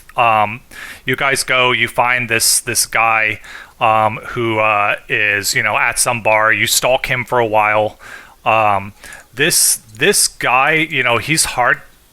Mikhail, he's difficult to pick up with. Like, Tiv was fast. She was, dexterous. This guy, like, sometimes you lose sight of him. Sometimes Cloak and shadows. Yeah. You definitely have an idea of what he's doing. He's just, he's older. He's better at it than you. But he does, when you do lose sight of him, he always returns. Eventually, you guys follow this guy to a secluded area. He, Mikhail, in a flash is on him. He attacks, basically just cuts one of the guy's legs right out from under him. Just like there's a flash, a spray of blood, and the man's on the ground, screaming, all of that good stuff. Then Mikhail, is over him, points his sword at him, gives him a little bit of a speech saying, he's guilty of murder, he deserves to die. And then he looks to you.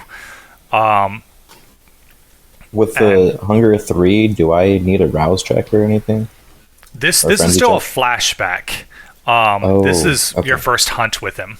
Okay. And he says, "Would you sentence this man to death?" Yes. And he nods, and he says, "Would you be the executioner?" I mean, this is your hunt, but if you grant me, if I was on the jury, I would have killed him. He takes a step back. The guy is squirming and screaming, and kind of motions to the guy.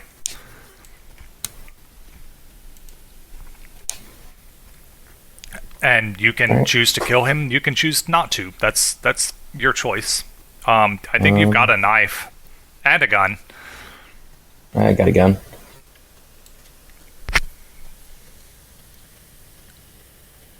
Oh, should there be a roll for to see if And you can also buy them. You can also buy them.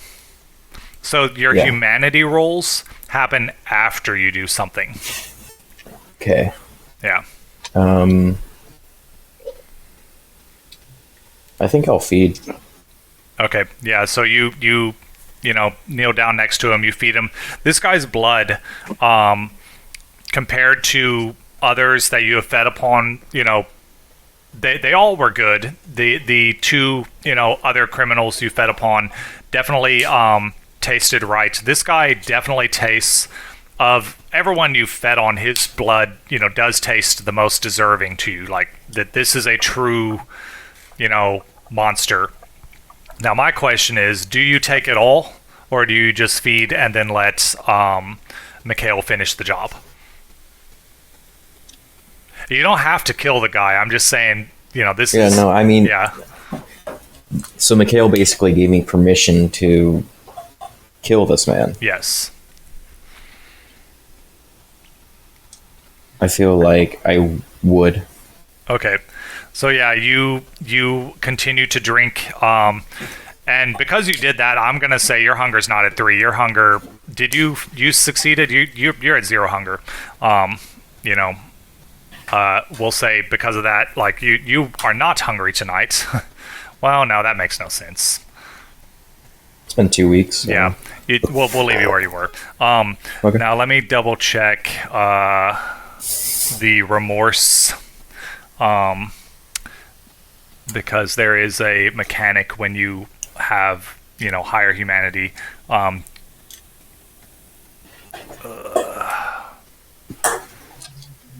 I know that it is like...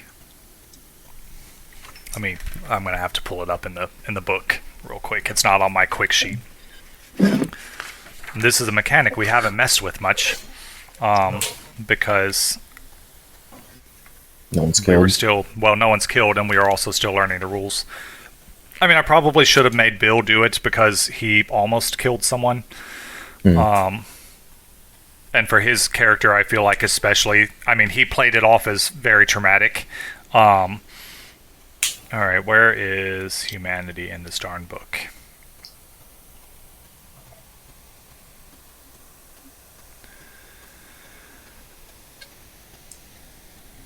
And this doesn't mean you're going to lose humanity. You might, depending on the role, but I don't remember how bad it is. Yeah. And going from like the starting 8 humanity or whatever you're at to the next isn't a huge difference. I know it's here. Humanity. Okay, 236.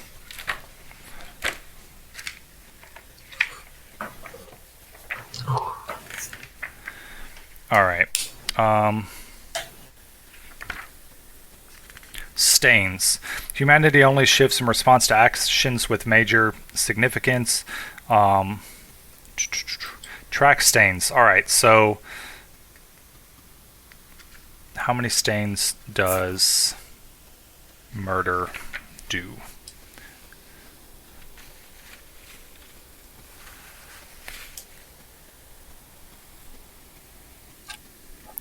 And your character's humanity, yeah, it's at 7. So this basically does what's called 2 stains. So we put 2 slashes in the empty boxes that are on your, I just did it for you, but 2 slashes in the empty boxes of humanity. And then I believe if you ever get to that 3rd slash, that's when you'll roll remorse. A character with any stains marked on their... Oh, it's at the end of the session. Okay. What happens if you get more stains than your humanity?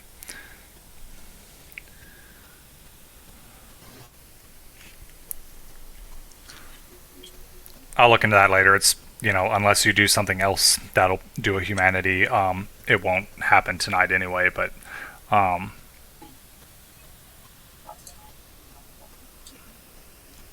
I'm just checking.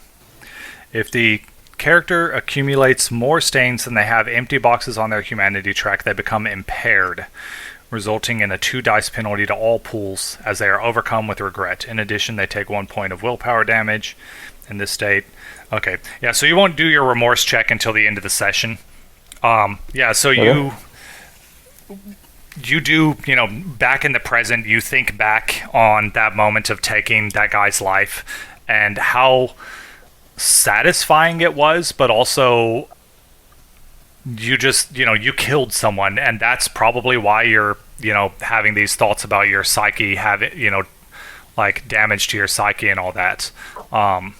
We flash back to the present, and Mikhail says, as I said, you'll have to figure out what is right for you. Perhaps my way of hunting is not the same as yours. Perhaps taking life is not for you, and there's nothing wrong with that. I think anyone would agree. But the fact that you feel regret is a good thing. If you want to hold on to what you once were, it's when you no longer can feel regret that you need to start worrying. And Yeah. I guess you are hungry, so he's like, for tonight, what would you like to do about it? Your hunger. He looks at you and he's like, I can see it in your eyes. Perhaps you've held off on feeding for the past several days because of this fear of damaging your psyche. I have another, if you would like to go down the same path as before, or we can do it the way Tiv did it.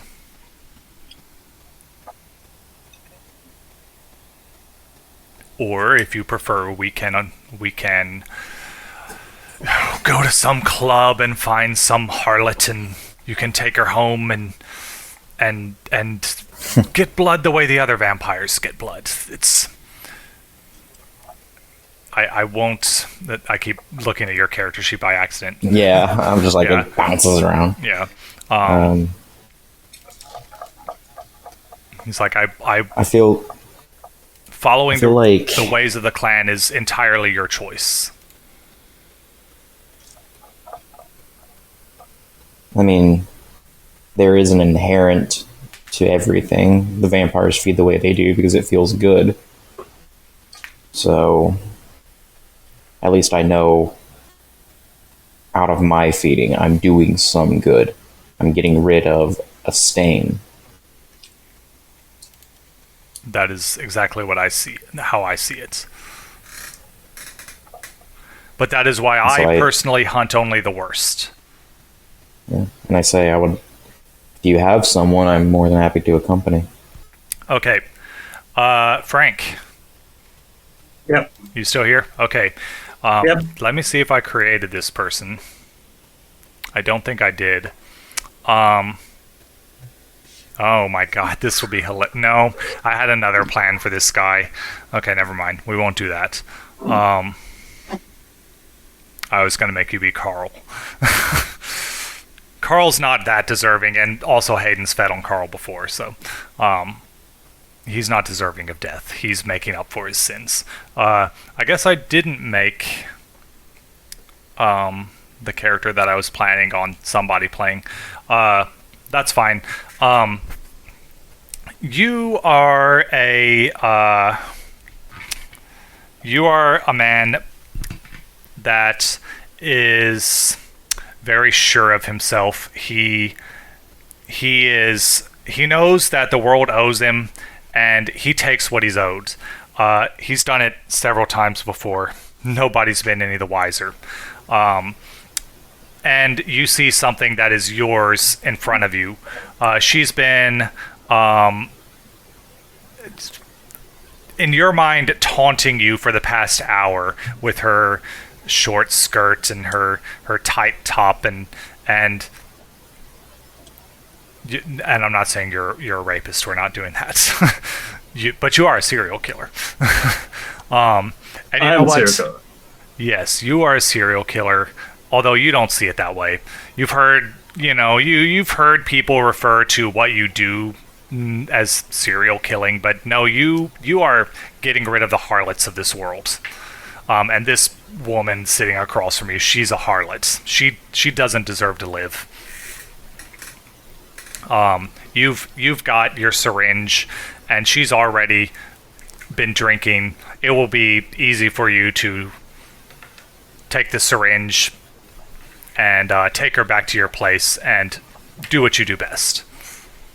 If you don't want to play this character, you don't have to.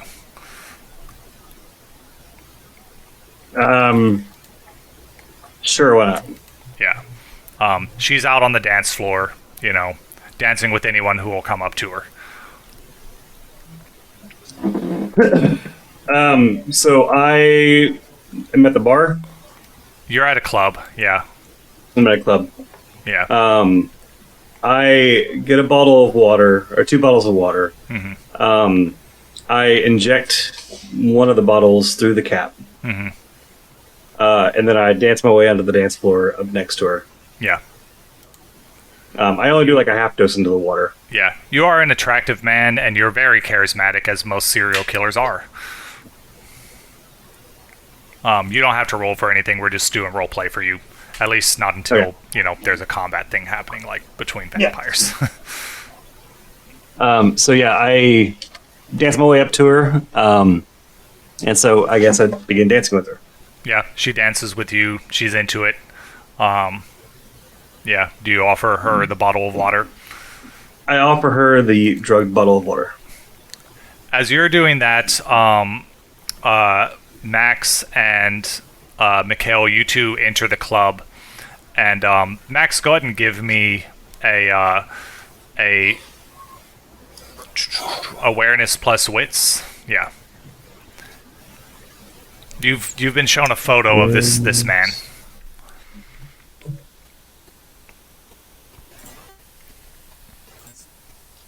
Okay. Would I have a bonus to it for having seen a photo, or? Sure. Take a +1 bonus. So I guess just roll a d10. Oh, you don't want me to re-roll? No. Okay. Okay, yeah, you spot the guy, the person who you've seen in the photo. He's got 2 bottles of water in his hand. He's dancing with a woman. You've been shown the evidence. This is his MO. He finds... Now, Mikhail doesn't know why he targets the women he does. They are always promiscuous young women, usually from clubs and bars. And he takes them home and they're never seen again. Mikhail has already done most of the work for you. Again, he's kind of showing you the ropes to investigating, but he, in this case, he's already done most of the work. Because you're hungry right now, so he's not trying to make you do all the legwork yet. But he's taking pictures of this man's garage, which is basically fitted out Dexter style. There's a meat grinder that is meticulously spotless, but it's certainly suspicious. And while Mikhail has not seen him actually kill anyone, these women go back. They leave the club with him, and they are never seen again. So it seems and they're fairly like missing certain. per. Yeah, missing they've been persons. missing. Maybe once every month or so this happens. It's not like an every night thing, but there have been a number of missing women who were last seen with this guy. So you see, he's already talking to a girl. He's already got bottle in hand, and Mikhail suspects that he drugs them in some way. Mikhail makes no move to actually stop him yet. Do you do anything? I guess I lean over to him, and if we're like in a noticeable place, I talk to him like I'm admiring the women in there. Yeah. And I say, do we wait until we're more sure, or what do you want to do? If the choice is yours, but when I hunt, I want to be 100% sure. and the man's dancing, and the girl's like been sweating, and he offers her the bottle of water. She takes a swig and then continues dancing. Maybe he has a swig from a separate bottle. The other bottle he's holding.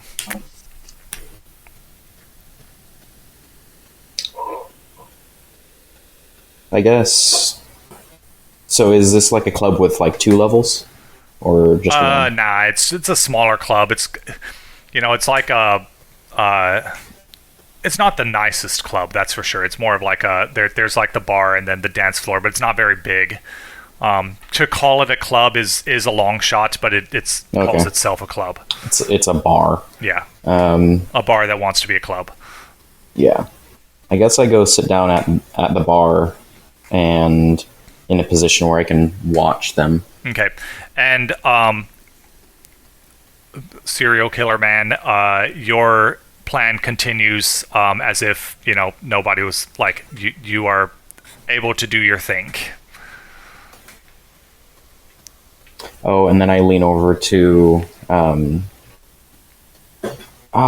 Mikhail. Yeah. And I say, "Hey, what time are we supposed to be home?" We have a couple hours. Okay, sweet. I don't want the wife mad. Wouldn't want that. Nope. She got quite a big job interview coming up. Indeed. Yeah, so I guess I just watch until there's noticeable evidence of her starting to like serial killer man get drugged. Yeah. How does this proceed? That's Frank. Oh, me? Yeah. What was the question? Sorry. How do things proceed? Read something. So I, injected the bottle of water. I still have the other half syringe. Yeah, she's taking a swig of it from you. If you were, yeah. We keep dancing for a little while, and then I'm like, "Hey, you want to go sit down for a minute?" And she does. And then titillating conversation ensues while we drink our water. I go, "I would have gotten you a drink, but you look a little dehydrated. I thought you might need that." Yeah, and she's like, "Oh man, I'm really feeling it." She's definitely feeling the effects of this drug. On top of the fact that she's already been drinking. Yeah. Well, if you want to, we can, head out, maybe get some fresh air, go for a walk, maybe grab a bite. And she kind of confusedly says something along the lines of, "Yeah, that sounds nice," Okay, This drug probably makes her very suggestible. And I turn to Mikhail and I say, "Do you want to meet him at home?" Mikhail nods. Alright, and so I guess we drive to his house. So you guys drive to his house. Does Frank drive the lady home or walk her home, or how does he get her home? So my MO is that I take them back to my place and then they're never seen from again? Mm-hmm. Yeah. Okay. Then I would not differentiate from that MO then. All right, so we probably go out, get in the car, go get something to eat. I order, maybe we go get fucking Taco Bell because it's fucking Taco Bell and she's drunk. So, but before she eats her burrito, I inject the other half of the drug into the burrito. Yeah. And by the time you're home, she's probably fully passed out. I get out. Do I notice anything weird around my apartment, like a new vehicle sitting down the block? Oh, that probably we not. Probably would have. Yeah, they probably would have a long way away. Yeah, but well, presumably they're both using obfuscate. Which power do you have, Hayden? I have. Because you definitely don't see the other guy. Like, he's basically invisible. Which one did I take? Here, let me. Where can I see that? It would be here. You have the silence of death, so that makes you silent. It doesn't make you invisible. So go ahead and just give me a stealth plus dexterity roll. With a... does that give you a bonus? Let me see.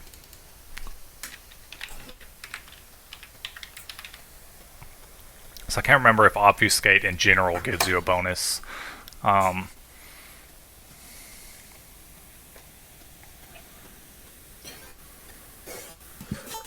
that doesn't give you a bonus, but silence of death.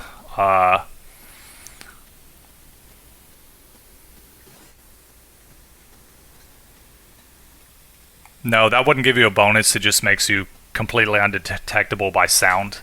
To this roll, to just being seen, it doesn't give you a bonus. So, yeah, go ahead and roll your stealth. Damn it. Well, it's a success. 0 successes. And let me just look at that and make sure it rolled the dice. It didn't roll any dice. No, oh yeah, I did. It rolled wait, oops, I accidentally hit it. Unhide. Oh, it didn't roll any dice. Yeah, so try again. Should be stealth plus dexterity. Is that what you did? Yeah, stealth. Okay, is it being dumb again? Dexterity. Oh, I don't know what happened the first time. 1 success. Yeah, it should show the dice markers, right? It did this time. Yeah. Yeah, it did this time, but the first time I rolled didn't. I'm not sure what happened the first time. That's odd. 1 success.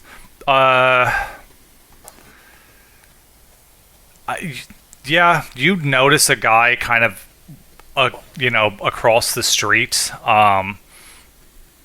doing something. He's maybe a little. You don't recognize the guy. With 1 success, I'll say his stealth is being enough that it's like not super suspicious, but there is a guy outside.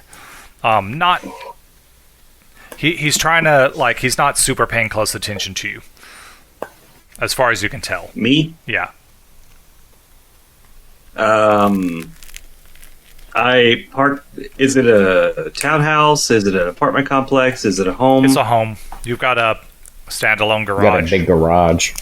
Okay, I pull into the garage and close the garage door. Okay. How long have I been doing this for? A long time. Okay. Mikhail does nothing. He watches Max to see what Max does. Does this house have any windows or anything like that? The garage probably has the typical garage door windows on the door itself, but I would say that's it. Okay. And they're probably blacked out. Yeah. They are. Yeah.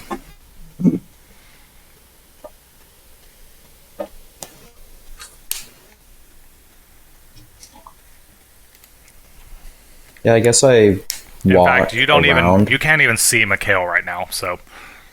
Yeah. I walk around. Does this house have cameras on it? Since this is 2023. I would imagine there are probably some cameras. Yeah. But I don't pop up on cameras, right? No, you do. Or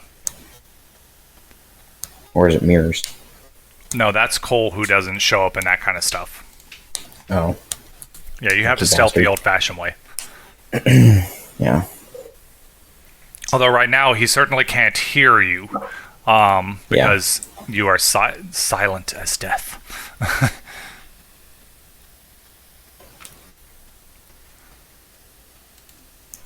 Yeah, I mean, I guess I walk up to a side of the house that has a window or something like that. To the house? It's a standalone garage. Oh, it's a standalone garage. Yeah. Oh, okay.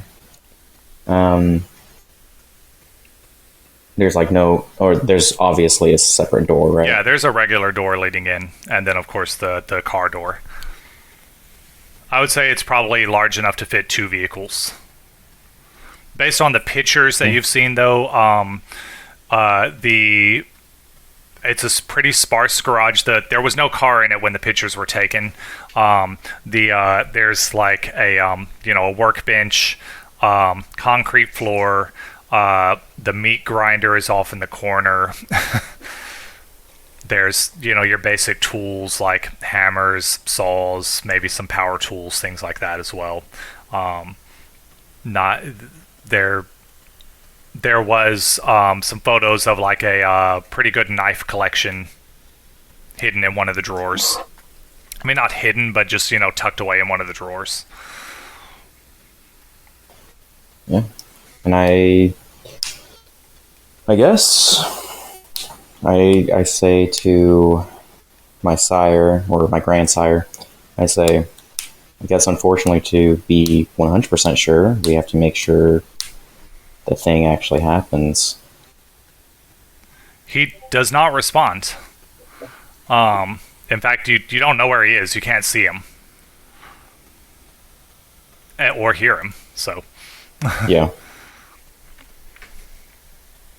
I guess I would go like close enough to the garage where like the cameras wouldn't be picking me up, but I'd be like close enough. Yeah, I mean, I'll say they are just normal household cameras, one directional. Yeah. Usually those cameras face the doors. Well, yeah, I guess they would face the doors. That's unfortunate, but yeah.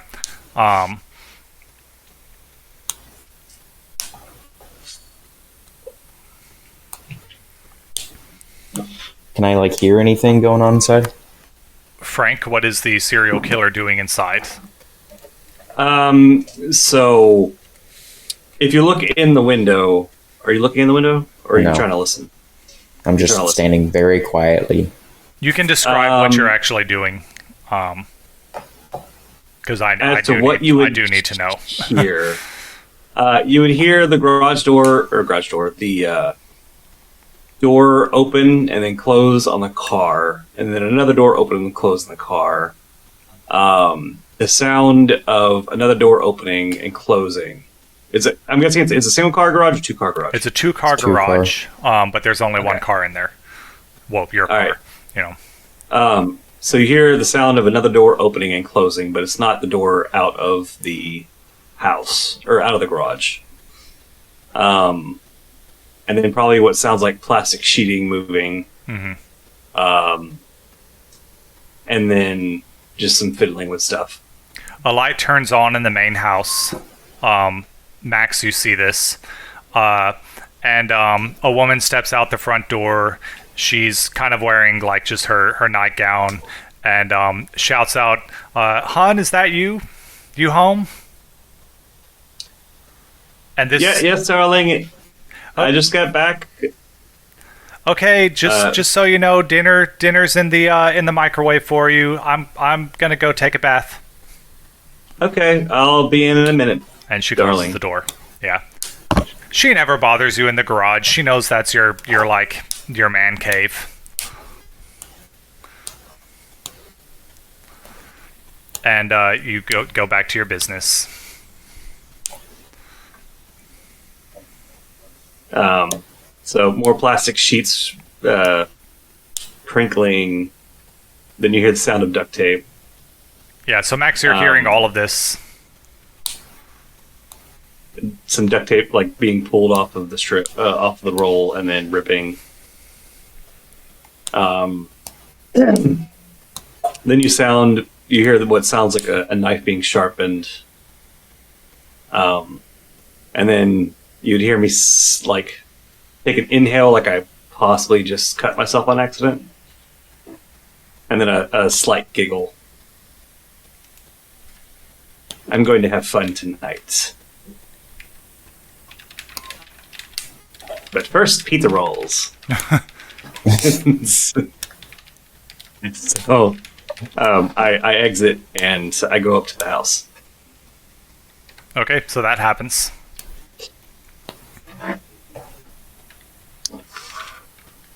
I guess. Well, so like I watch him walk out of the garage and then go into the house. Yeah. Okay. I guess stealthing into the garage. Okay, you do that. Do you want me to roll Um, separately? Yeah, or? I mean, you can. No, I don't think you need to stealth into the garage. Your one success is enough to avoid a basic household camera. Okay. So I get in the garage, and what do I see? Are you gonna break the lock? No. I of Yeah, course okay. lock the doors. Okay. You get in and you see a Dexter-esque plastic sheeting set up, with a girl tied to or duct taped to a chair, unconscious.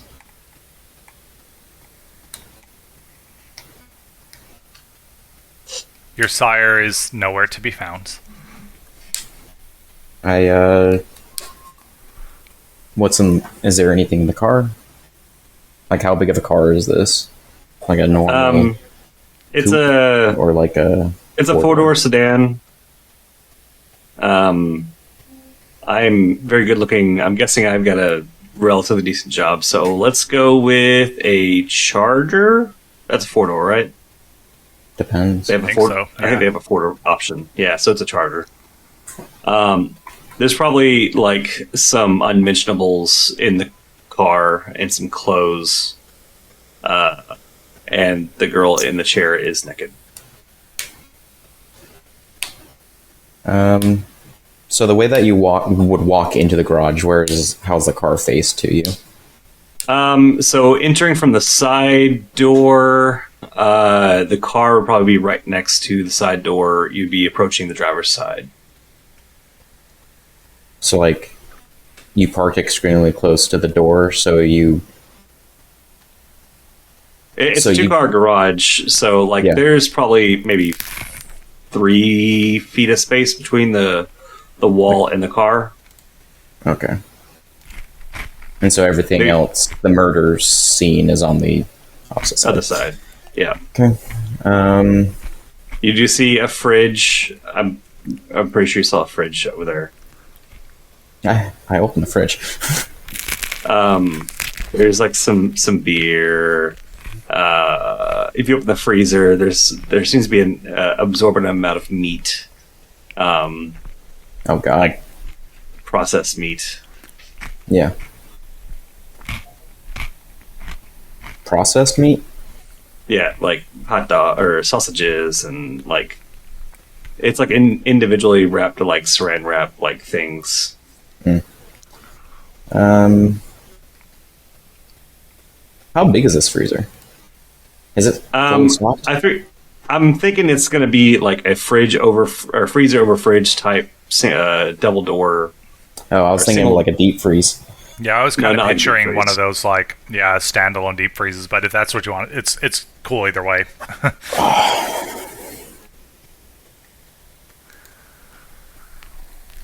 I mean, it would make sense to have a deep freezer. Yeah, fuck it, it's a deep freezer.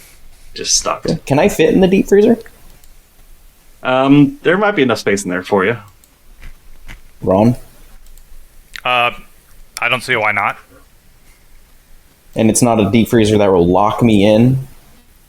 It does have a lock on it, but it is not currently locked. Who has a lock on their freezer? A serial killer. Serial killer. Yeah, sure. Doesn't have a lock on it. Yeah, I guess I get in the freezer and make sure it doesn't like lock on me. Right next to the frozen bag of peas. I imagine it would have to be Where- one of the like just a lock that like you have to You like, had to put in yourself. yeah. So it wouldn't automatically lock. It's probably like a Is there a padlock. lock nearby? Is the padlock Yes. nearby? I grab. Yes. Well, where is it? Probably like on the table next to the freezer. I grab it. Okay.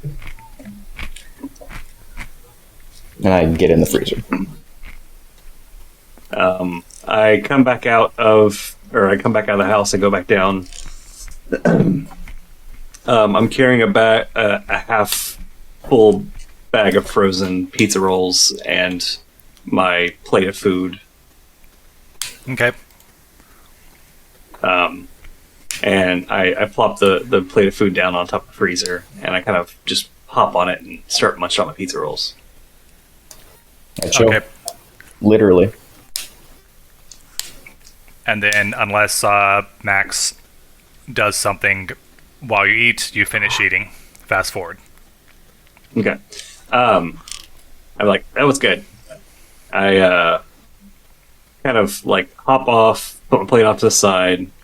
I go to open the freezer to toss the half full frozen bag of pizza rolls in the freezer, and then I heard the girl make a noise, and so I only made it about halfway open, and I just kind of toss it in there, and then So it hits me in the face. and then close the freezer and walk over. Ah, you're finally awake. Did you Is close she the gagged? freezer or did you leave it open? I'm not wasting electricity like that. Is she I'm not gagged? made of money. You fucking dead. She is gagged. Okay, yeah, she's struggling. Well, she's confusedly, like, looking around, I guess. And kind Yeah. of, you can hear her muffled, like noises of alarm. I knew from the moment I saw you that you were going to be my next one. See, I tend to, and then I go into like a spiel of Yeah. how I was abused as a child, and how once I was old enough, I did the same thing to my mother, and then I targeted people that are similar build to my mother. Because as we all know, most serial killers have mommy issues. Or I don't know if that's that's Of true. course, yeah. Or molested, yeah. And if nothing else happens, I proceed to start slicing her very gently, as a butcher might. Yeah, once you start toying with her, that's when I get out and when I hear her, like, anguished screams. Yeah. But, like, I'm I do probably this facing- super vampire fast. And none of these are lethal slices. No, they're all just Okay. skinning Yeah. the prey before you butcher it. Like actually Um, skinning, or just Yeah, like little actually cuts. skinning. Oh, okay. I'm gonna need to make a roll. Oh, Real quick. then that's lethal. It's Oh, no, not if you do it right. immediately lethal. Yeah. Like, I'm not trying to do her whole body at the same time. I mean, Wow. Well, yeah, I mean, I would have popped out too once I heard that. yeah. Okay. Nothing happens on my end. So So I'm probably facing away from the freezer while I'm doing this. Yeah. And I'm just cutting away. and he is completely I silent. probably would have put on some tunes. Yeah, before, he's because she's gonna be completely making some silent noise. as well. So you can't hear him. You have no role unless you happen to turn that way.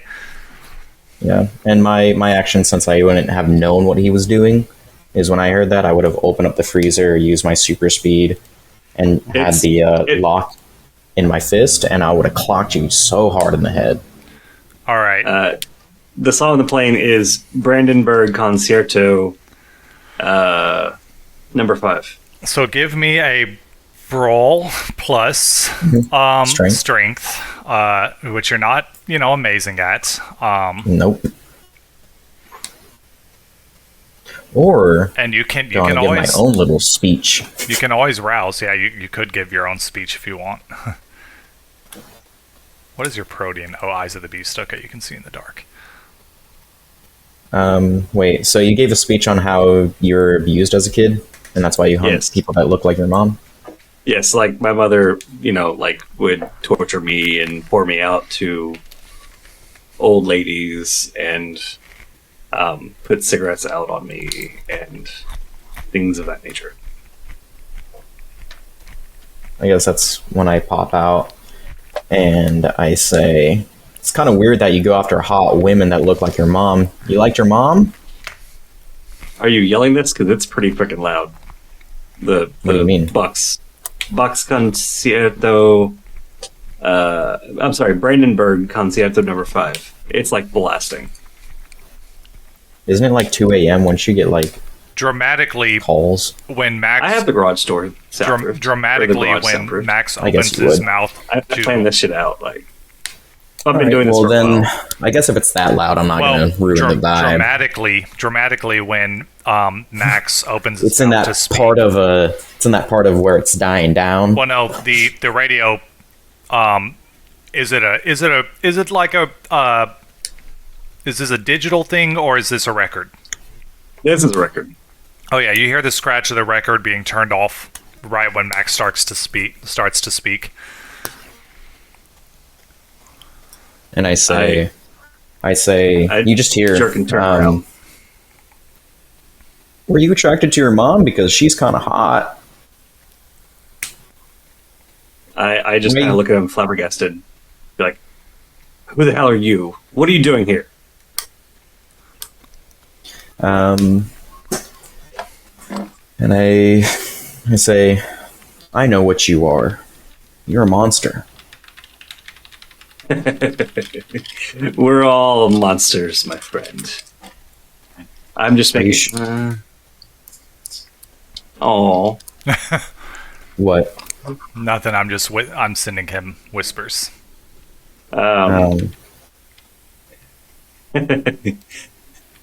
We're all monsters, whether it's skin deep or not. And then I rip like the piece of skin I'm working on off of her arm, and I throw it at you.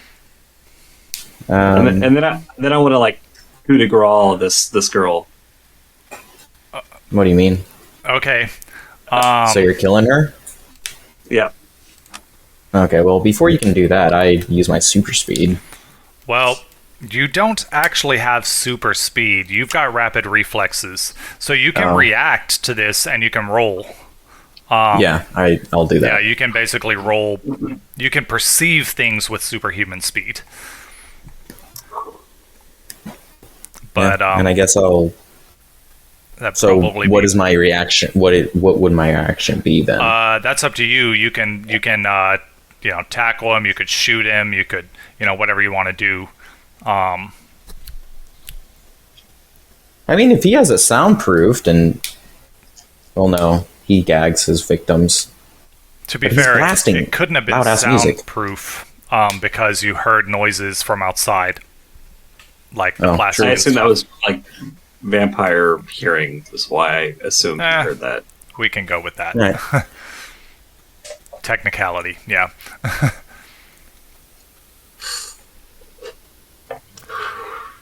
I guess I will.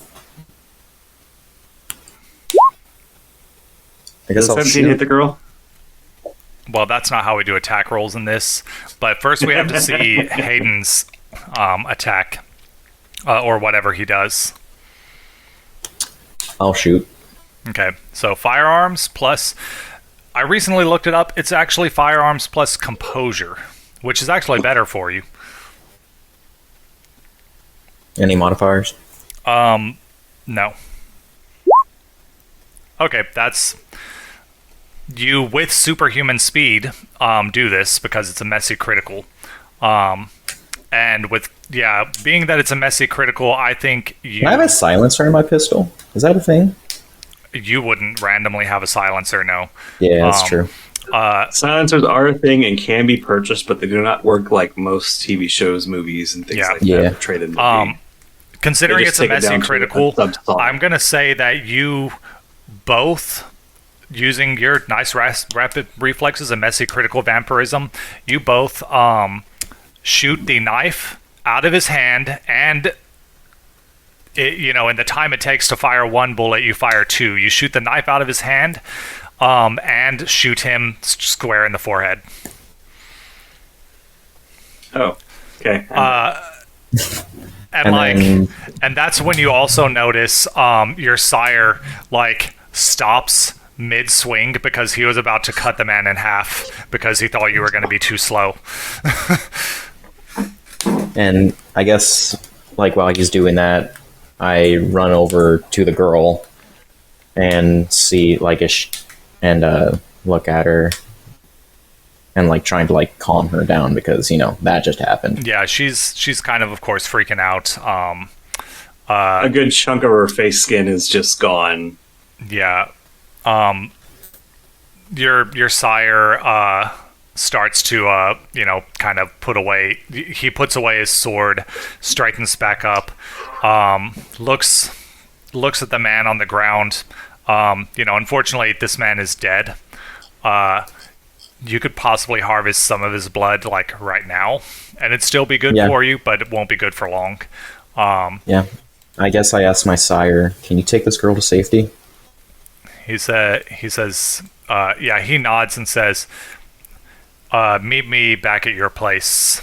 And then he takes the girl, takes his time, like, cutting her, bonds loose and grabs, like, a jacket or something, or like one of those, like, those aprons, a shop apron, and, kind of drapes it over her, and then blinks out, like, in a flash, they're both gone. I guess I start feeding. Yeah, because he's dead, you can only get 1 point of blood from him. But, that's better than being at 3. So that will put you You at hear the door behind you open. Okay. What's happening now? The wife steps in. Honey, are you okay? I heard a loud thing. I'm fine with this, actually. It's kind of what I was going to make happen. She does scream. I can't do a high-pitched girly scream. No, neither can I.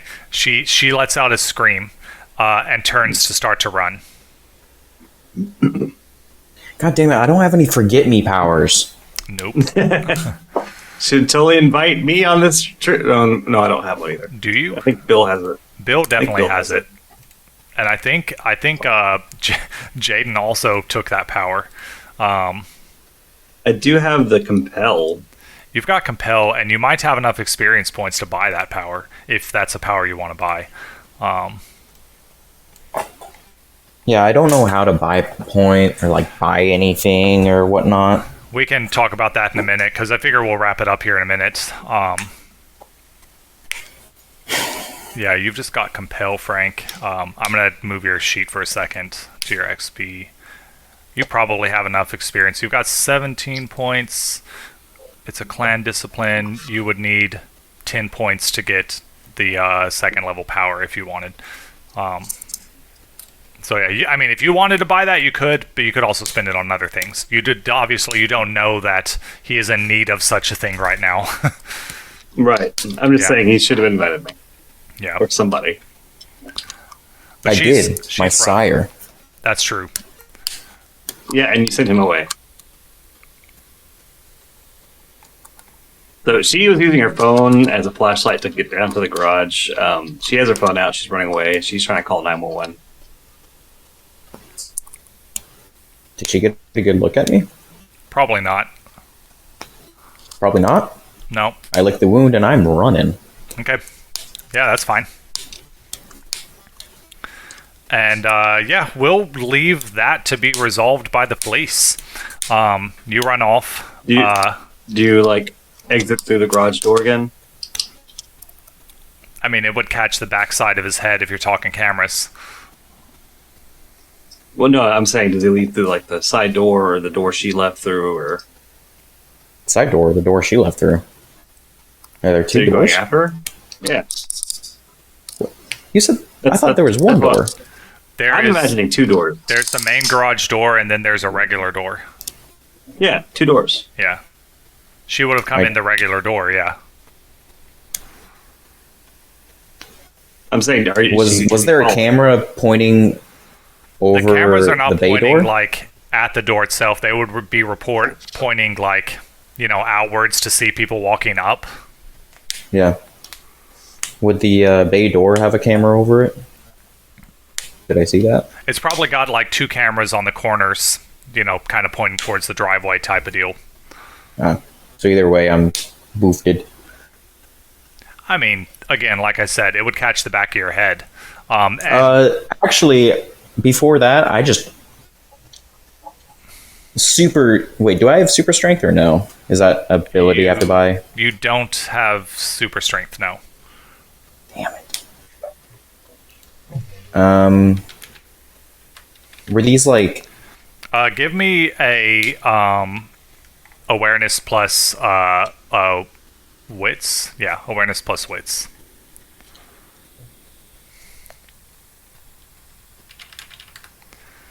Okay. You think you could avoid the cameras outside? Like, it wouldn't be that hard. You already avoided them coming inside. You just go back the way that you went. Okay.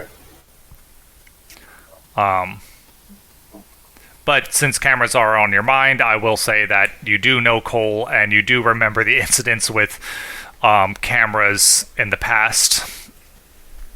And Cole is skilled at deleting such incidents, but you think you've avoided the cameras. I mean, what I would have done is I would have just broke it off the wall and then thrown it. You can do that too.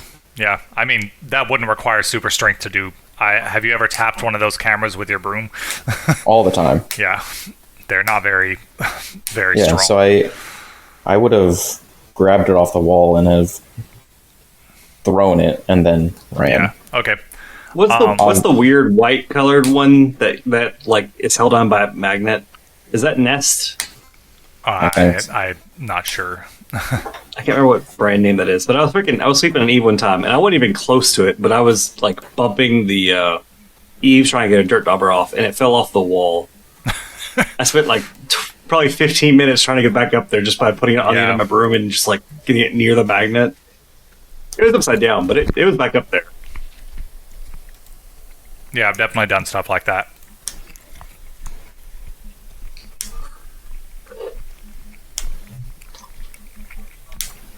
All right, yeah. All right. So I break off the camera and run. So that's probably where we're going to end, at least your part, unless I'm not sure what else to have Cole do at the moment, because originally I was planning on doing like a Hayden-focused episode anyway, and then changed my mind, and then Bill wasn't able to come, and so I didn't want to do like the full regular episode I was going to do tonight. So this kind of became a Hayden mostly episode anyway. Which was my original plan. So maybe next time we'll do a Frank episode, since Jaden won't be here at all. I didn't even get to talk to my sire. Yeah, we'll have you talk to your sire in the next episode. Like, it'll be a more Frank focused episode. Mm-hmm. Now, do you want to call Cole or anything like that, or go talk to your sire? I mean, if you're just going straight back to your sire, we'll save that. Yeah. But I would also tell Cole too. So Cole, you get a phone call from Max. You might be thinking this is to do with that appointment, that whole thing about talking to his sire. I answer it. And I go, what? And I go, hey, it's been a while since we talked. How are you? I'm fine. Well, I just did something. Can you delete cameras at all? Can I delete cameras at all? Camera I don't know. footage. Sorry. Can you delete cameras? Camera Can you footage. That I delete can camera do. footage? What type of information do you need for that? To delete camera footage. Brand name, whether it's cloud storage or server backup, location, IP address. It was just one of those things that it was probably cloud storage, honestly. Okay, do you have an IP address or anything like that? I have an address. All right, what's the But address? something that happened is cops are probably going to be there. Again, What'd you do? What killed did you someone. do? Okay. Why? He deserved it. He was carving up a girl. Oh, okay. That makes sense. All right, give me a minute. I just Voices, God. Fucking voices. Voices. Get out of my head! Frank, or And they not do. Frank. What's your character's name? Cole. And I go, Cole, what's going on? I'm fine. It's fine. Are you sure? And I don't mean to persuade you to tell me, but this is more of I'm gonna do a persuasion and charisma to like more of like I'm here if you need to talk,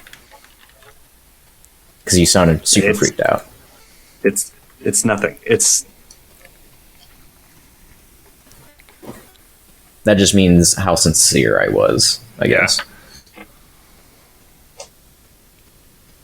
Is that very sincere, or is that not very sincere? I see I one would- success. It's a 3 success sincerity. Oh, so he seems somewhat sincere. What would that be considered? Yeah, I mean, yeah, you are sincere, so I guess that's how well he perceives it. Yeah. perceives it. It's It's It's so I nothing. would say with that's kind of a medium success. You can decide how effective that is considering the things going on in Cole's life right now. I'm just under a lot of stress right now. I'm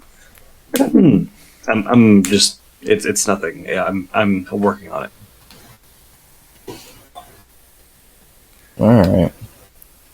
You do think this might be a good distraction for you. You know, get the voices out of your head. Yeah. I need to do a technology plus intelligence for the hacking attempt. Well, I mean, he wasn't able to get you all that information. He really only knows the address that the guy lives. This may be a Yeah, it's gonna take me a little while to figure Yeah. out. Did you get a name? You do have his name, which Yeah, I give you like All the information you have. all the information we had on this guy. you've got his name and address for sure. I don't think you'd have his phone number. But that you can like literally just look at the house and know the address. But yeah, you know his name for sure. And Well, the name and an address I can probably find. Do we have any? No, His that wouldn't help. IP. It'll take me a while. I'll Maybe. figure it out. This, Do we have this any might like be, incriminating text evidence from him? Nah, he didn't get that kind of stuff.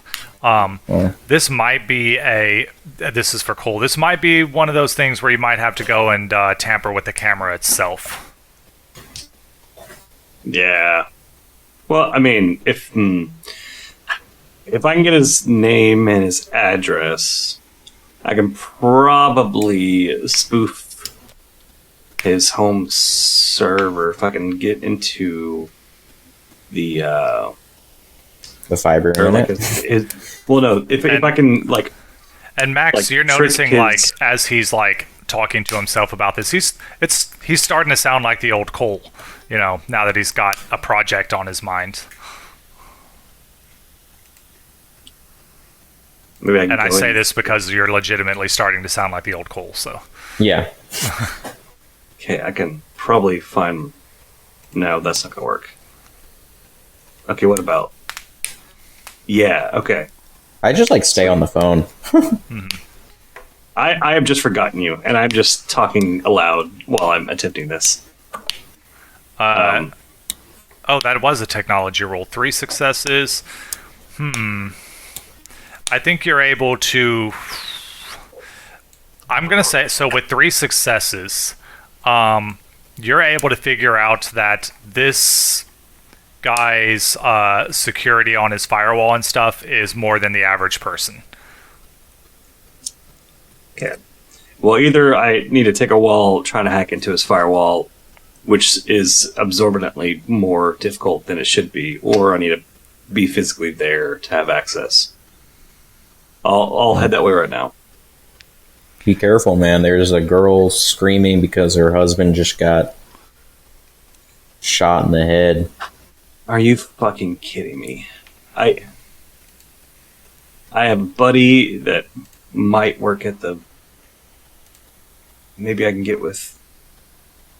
Okay, I'll figure it out.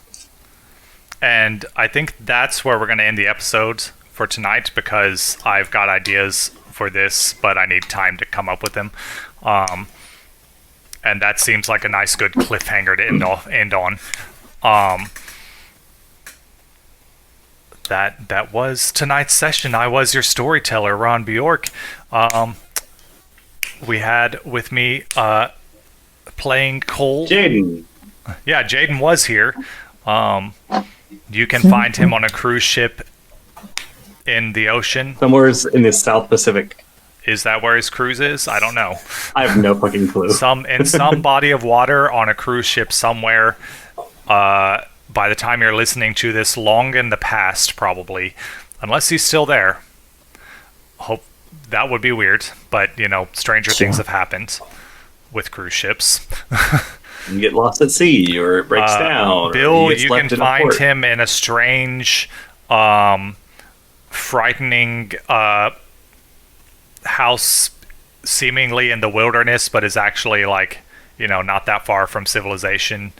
It's still a pretty good distance from civilization. Yeah, it's a bit of a drive, I guess. And at least a good 8 minutes. Yeah. And then Frank. Hi, I was Frank. I am Frank. I was Cole. I played a serial killer today, and myself being crazy. Yay! I'm a sleepy boy. And Hayden. You can find me. Oh. Well, no, I guess you can't find me. And Hayden. Hey, I played someone who's trying to be the Nightwing to Batman. We shall find out how that goes. I had a lot of fun tonight. And you can find me on Twitter. I will never answer you, but I'm there at Verillium1. But you can also find our show at IDM Roleplay. You can also email us at idmroleplay@gmail.com if you want to send us some love mail or some hate mail or some fan art, or a strange letter having nothing to do with our podcast because you accidentally emailed the wrong people. Or your recipes for vegan lasagna. Yes. Don't do that. Cole needs to Don't know. do that. I mean, Jerry needs those. Yes, he does. Yeah. For his website and the app. And that was all. Stay tuned at the end of this episode for probably bloopers. And good night. Yeah. Woohoo, blippers.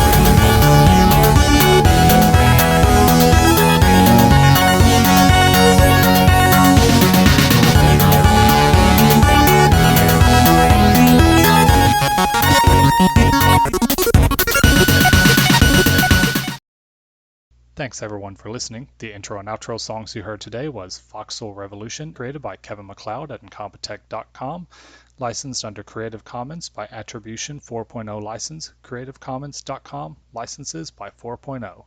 The night is over, and have a great day, everyone.